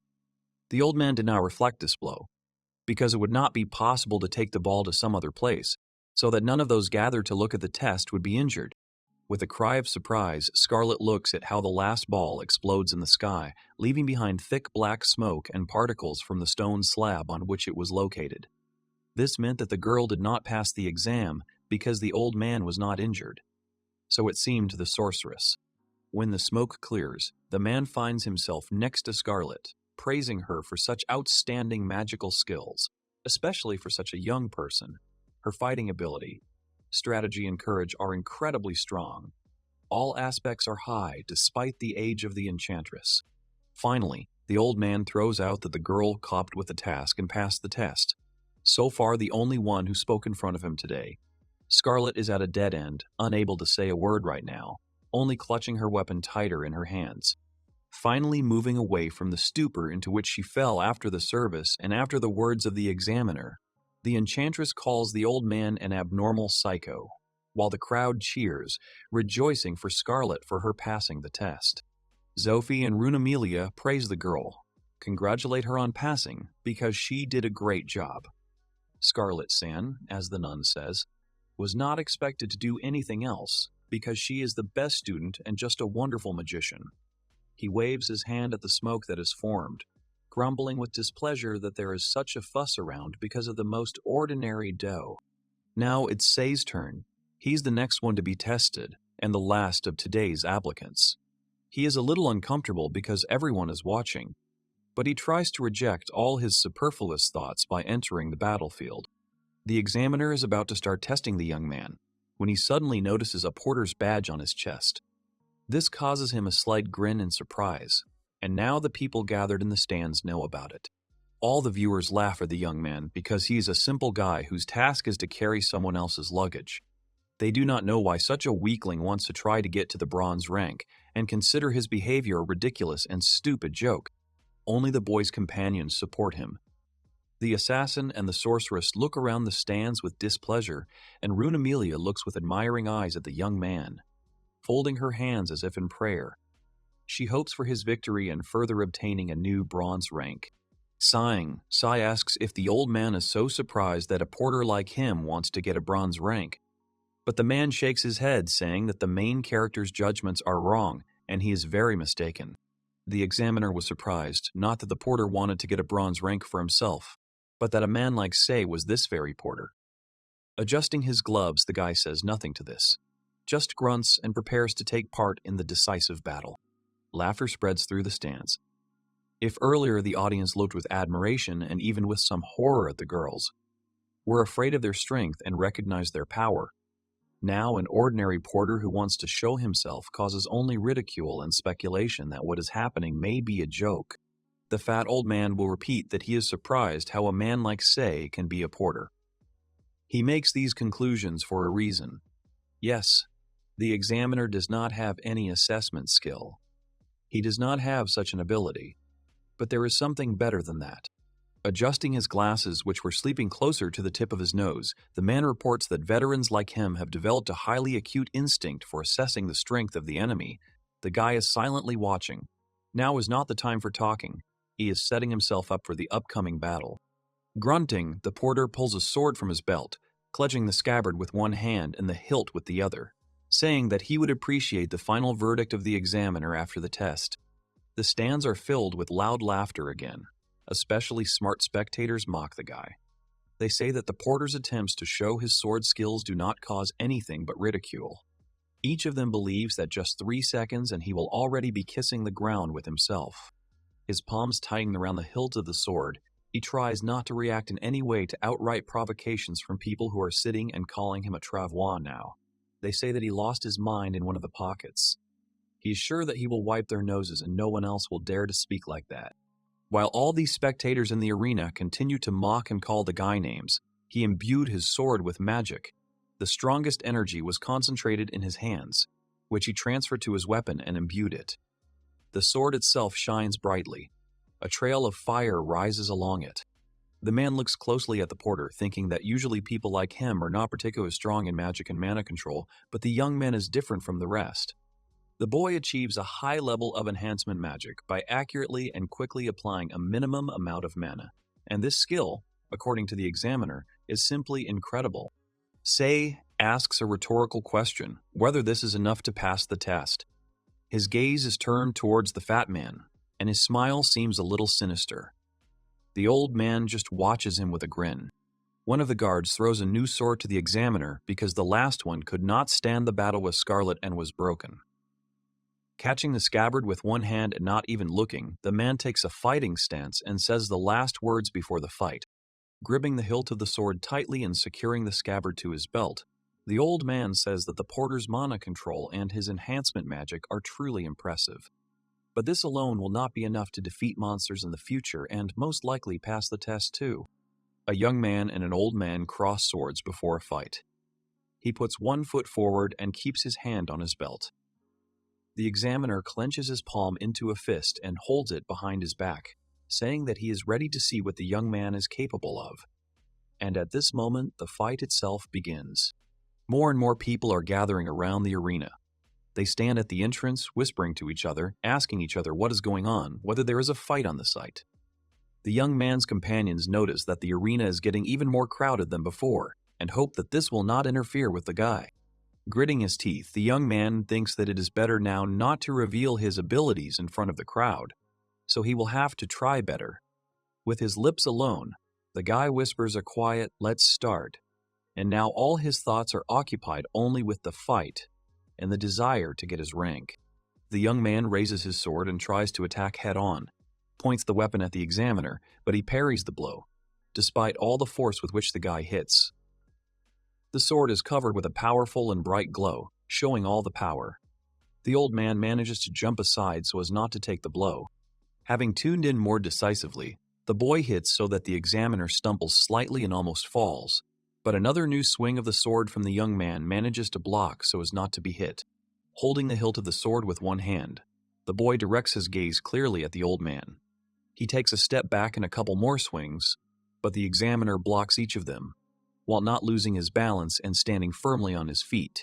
Sei has a serious expression on his face, which indicates his determination and willingness to go to the end. The guy, after another blow and parry from the old man, flies back a little. He runs his sword along the ground, leaving sparks and dust particles behind him, and leans on one knee and on the palm of his hand.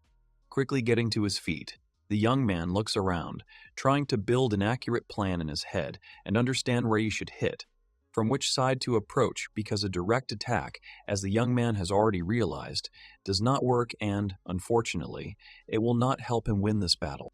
Quickly flying up to the old man, the young man hits closer to the right side of his torso with one swing and looks to see if it is hit, but the examiner stops a series of blows, each of them blocks, while not even looking at the trying guy. At the same moment, the old man tries to strike back, but the young man slips across the field on his knees and bends his head back, managing to dodge the blow. If the sword was sharp, it would have no problem injuring the neck or head. After quickly getting his bearings, the guy gets back into a fighting position and this time holds the handle of the gun closer to his face. With one precise blow, he makes a swing from the left side, but the man predicts this moment, stepping aside and dodging. After crossing swords again, the sound of metal is heard, and this time the examiner's blow is much stronger. If before he had only dodged, now he goes on the offensive and counterattacks. From such power, the boy flies away much stronger than before, and at the same moment an old man runs up to him, striking. But this one reflects him and looks at him with a look full of anger. This swing game is starting to annoy him. He intends to win, and no one will stop him. The sword flies out of the guy's hands at this moment. He quickly runs to another part of the arena while the examiner prepares to attack again. The man takes a step forward and runs up to the main character again, but he finds his sword. Seizing a weapon at the last moment, he deflects the old man's blow and even manages to parry. He swings his weapon from the head and backhands the examiner's sword, after which he begins to move towards him at a rapid pace. Swinging his weapon from side to side, left and right, the young man comes up with a new plan. He doesn't just make the old man lower his sword and shorten his strokes. Choosing the right moment, the porter makes a dash forward. Dust and sparkling lightning form under his foot. Flying up to the old man at all speeds, the young man runs behind him and tries to hit from this point. But the man even blocks his blow, saying that he hits perfectly, powerfully, and accurately on target. But the main problem is that his eyes betray all his intentions. This further inflames the young man. He swings his leg in flight with all his anger and stupidity, and hits the old man on the left side of his face. But he manages to substitute his free hand so as not to get in the face, giving only a dry, "not bad," for the active actions of the boy. With the last of his strength and with heavy breathing, the young man clutches a sword in his hand and wipes the sweat from his face. His gaze is directed at the old man. He no longer knows which side to approach in order to finally touch him at least a little and get his long-awaited bronze rank. Brandishing a sword in his hand, the old man grunts, saying that he is not even sweating and is still relaxed.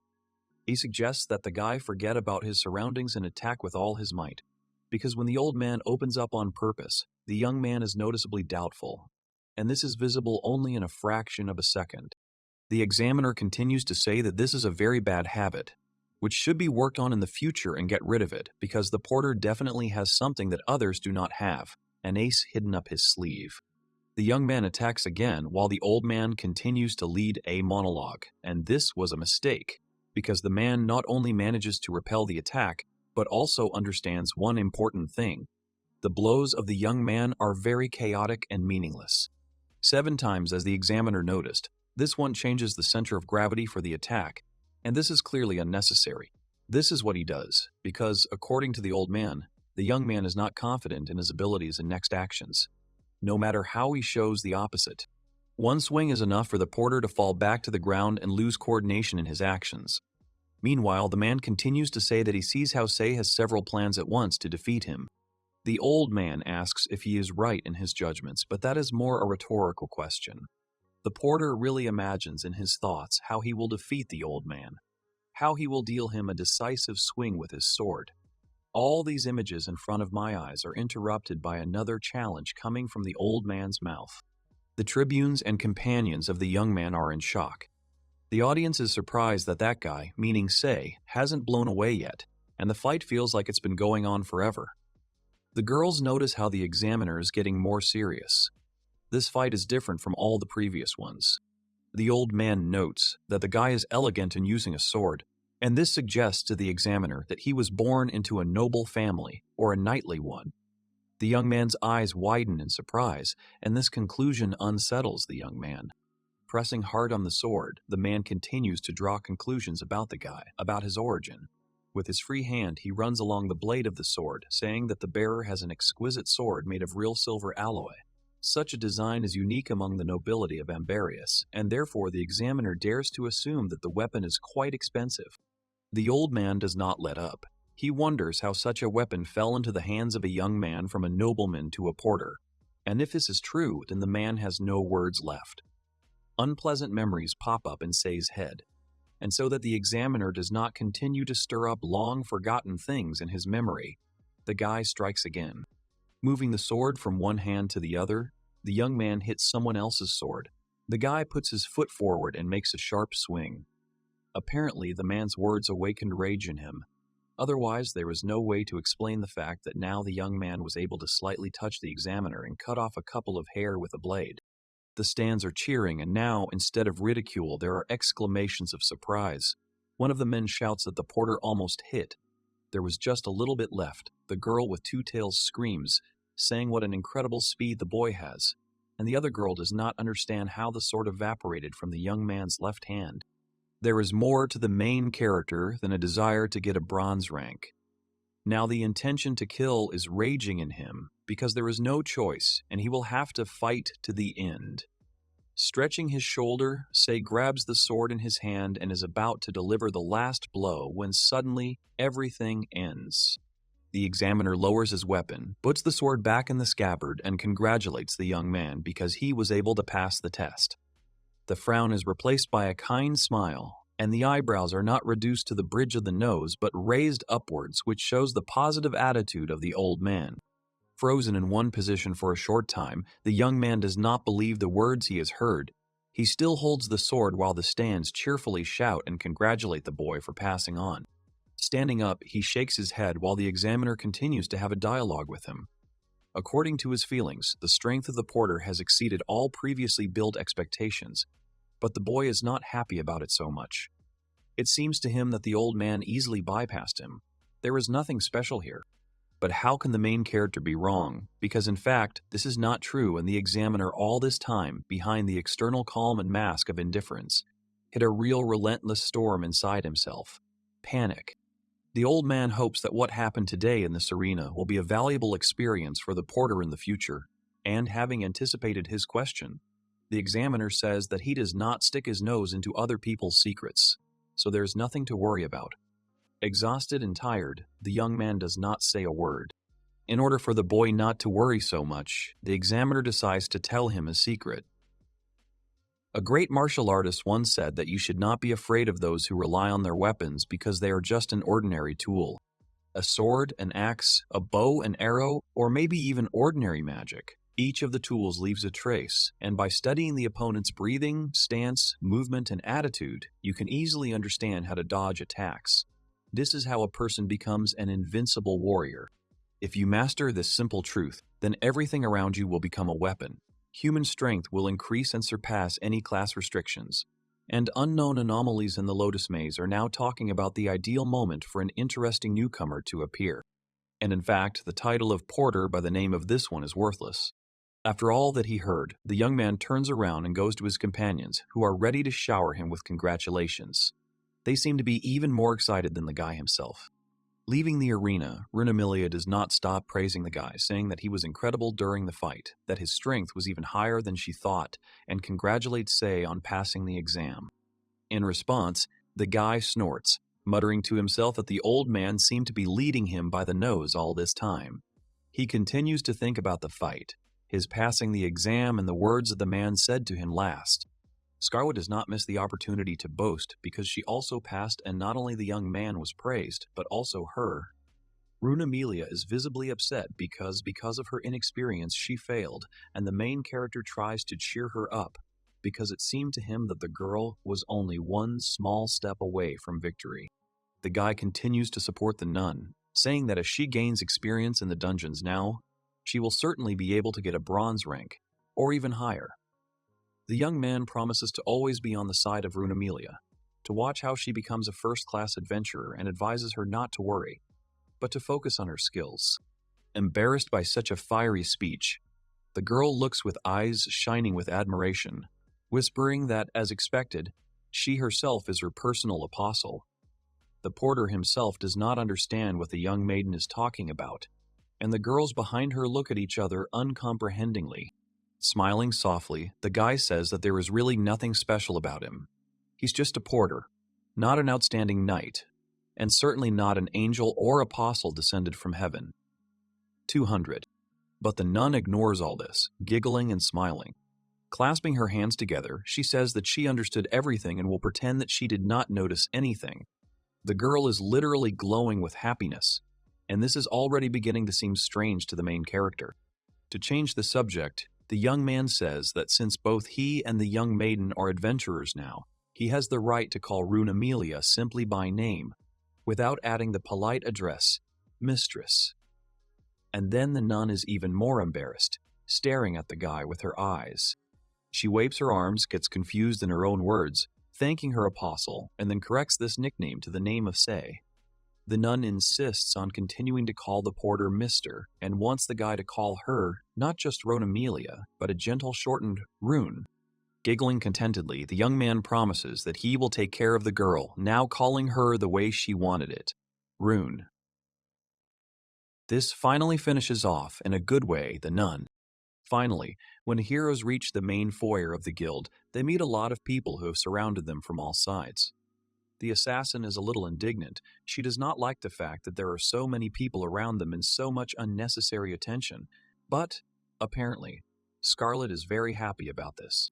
She chuckles, starting to praise herself, because her heroic performance in the exam was simply stunning, and such a display of strength, despite her novice status, guarantees demand from different teams. Everyone will want to get such a valuable enchantress girl, but it seems that it's not just about Scarlet herself. People are interested in all the participants of the last test. A crowd of men runs up to Runamilia, looking not so much at her as at her breasts, allowing themselves to make comments about her large size. Sophie was also surrounded by men, eagerly examining the young body and saying, "What a cute little girl in front of them with such beautiful pale skin." Each of those gathered here offers to join their team because they can teach various useful things. The enchantress especially likes such increased attention to her person. Men mark her figure, saying that she is murderous, call her to them, lure them with a huge amount of potions that will allow them to have fun, and tell them that their team will cope with anything, even with the dungeon boss. At the same moment, Zoffy takes a step forward, saying the time is up, and it's time for the men from the squads who have gathered around, like a pack of hungry dogs or vultures, to move away and keep their distance. Each of the girls approaches Sei, hugs him, and Zophie, despite the joy of such looks directed at her from such attention, still remains faithful. She says that each of the girls belongs to a porter, and if it suits the heads of the squads, then we can unite. Such speeches confuse not only those gathered around, but also the girls and the main character himself. But he does not miss the moment, does not get confused, and confirms what was said earlier. The young man is ready to unite only with those teams that promise not to touch his so-called wives. As expected, everyone makes way. The heads of the detachments go about their business, and the girls and this one himself sigh with displeasure, and only Runemelia embarrassedly stares at her, Apostle, being surprised by what was said the most. Suddenly, Scarlet grabs the guy by the throat, squeezing him so tightly that reeds appear, and asks why the young man decided that she was his wife at all, or at least would be her. The porter immediately tries to calm the sorceress, saying that it was necessary to scare away the gathered louts. Zoffy explains that they were attacked because both the girls and the newcomer himself, who just came to this foyer, pretended to be experienced in order to take over the bodies of each of the maidens. But in fact, all these men were not even going to defend the dungeon, much less defeat someone there. A voice from the shadows says that the remark is quite correct and comes out. A cute-looking guy with a short hairstyle comes closer to the guys, asking the guy if he is the head of the porter's team, and if so, why don't they team up? The main character does not hurry to answer, puts his hand on his side, and notes that an unknown guy saw the leader in him immediately. Sei thought that the porter in this role would only make a bad impression, but the head of the unknown squad convinces him, saying that in fact it will only be to his advantage. In dungeon expeditions, as it turned out, it is important to have a porter with you, and the stranger who approached the heroes has been in the Adventurers Guild for 3 years, so during this time he and his team have become quite experienced adventurers. After getting to know each other better, Sei introduces himself as the leader of the porter's team, and that guy turns out to be the leader of the investigation team named Rock. The guys shake hands as a sign of respect. The young man wonders if Rock intends to clean up the dungeon. Then for sure his team has already dealt with a couple of guards, and he replies with a smile that it is. The defeated guardians include a leopard newt, a mystical goat, a fan-shaped eagle, and a giant sand crab. Without even trying to be modest, Rock says that over the past 3 years, he and his team have defeated 4 dungeon guards, and now their new goal is a fire-breathing salamander. But there are minor difficulties, so for now their mission is considered suspended. For Runemelia, it seems incredible that the guys from the squad who came killed 4 guards, because these are incredibly strong monsters. Scarlet pouts her lips and asks what the situation is with the last guardian, and clarifies whether only the dungeon master will remain after him. Rock explains that the Lotus Maze is huge. Dungeon guards are constantly moving within their territory, and even with surveillance reports, finding them is considered a great success, and so you can unsuccessfully search for them for months. You can't rely on fortune alone, so intelligence and the right choice of weapons are of great importance. It is quite possible to defeat the guards, but in the process of dealing with them, Rock and his comrades lost a large number of team members, and now they are collecting detailed information about the dungeon and monsters in order to properly prepare as well as avoid old mistakes and be ready for anything. In this case, according to Sei, shipping becomes even more important, and Rot praises that, because the guy grasps information pretty quickly, almost on the fly. As the guy explains, he and his team carefully plan everything and turn knowledge into combat power, thereby minimizing the time spent on useless reconnaissance. Rock and his comrades differ from other squads in that they focus mostly on training. The guy can't help but praise Sei. He is pleasantly surprised by the combat bravery of the porter shown in the already passed exam, and to find someone like a young man with a very large combat potential which is absolutely not typical for cargo haulers, is something new and interesting. He blows his lips, saying that no one even looked at him for this very test, and the guy from the investigation squad admits that everyone was betting on the boy's loss, including himself. Although this upsets the porter, he can't help but thank him for his honesty. Distracting from the topic of losses and winnings, the young man says that he has caught the essence of the conversation, and since he and his companions are beginners, then joining with the old men is the best thing one can imagine and wish for. Smiling in response, Rock says that he appreciates what the boy said very much, and asks not to hesitate to ask any questions of interest to him or the rest of the team, because he and the squad will always be happy to help. This is how a new collaboration begins. Night falls outside after a hard day. Runamilia, Say, Zophie and Scarlet go to the house to replenish their strength and relax before the upcoming events. Zophie pulls her hair into a ponytail at night so that it doesn't get tangled and turns to face Say. She is standing in a light nightgown, almost transparent and translucent to her bare body. The girl asks the porter if it is really possible to trust new acquaintances. The guy, lying on a cot and bending his legs under his head, asks the assassin if she is talking about the Rock team. He believes that it certainly won't hurt to get together with more experienced guys, and on the contrary, it will allow you to gain something new. Plopping down on a small soft bed, the girl says that now, starting tomorrow, their lives will depend on that very investigation team, and therefore she asks the porter again if he is sure of his decision, because before that they had not teamed up with anyone. The guy notes that if you compare the Rock team with those guys from the Adventurers Guild who attacked like mad, then at least you can trust them. Simpletons, according to Say, are easy to understand, and those who stand out are actually the scariest, because you don't know what's really on their minds.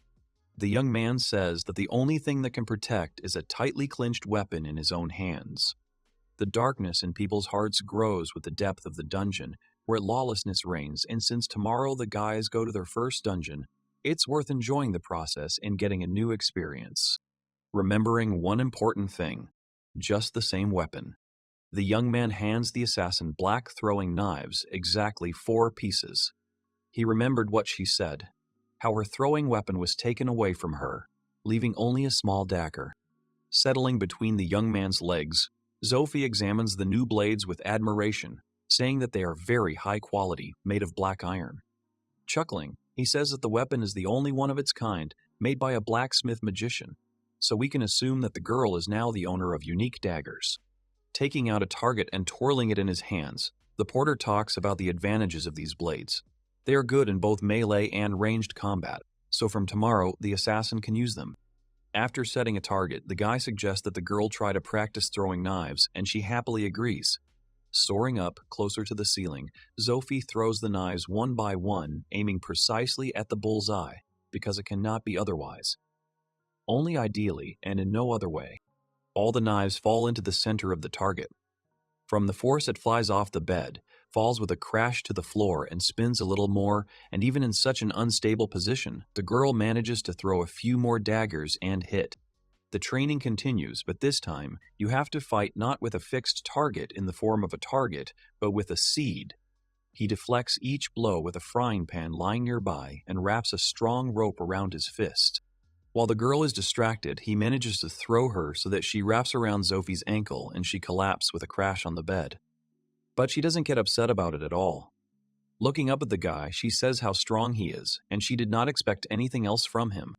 The guy shakes his head and believes that he still has a long way to go in order to become someone to whom the assassin can entrust his rear in the future.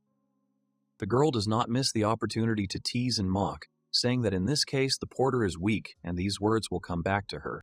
Pulling Zophie's shoulders closer to him, the young man places her between his legs and wraps his hands around her small breasts, starting to stroke, squeeze, and caress her, saying that in this case the front part can be left on her.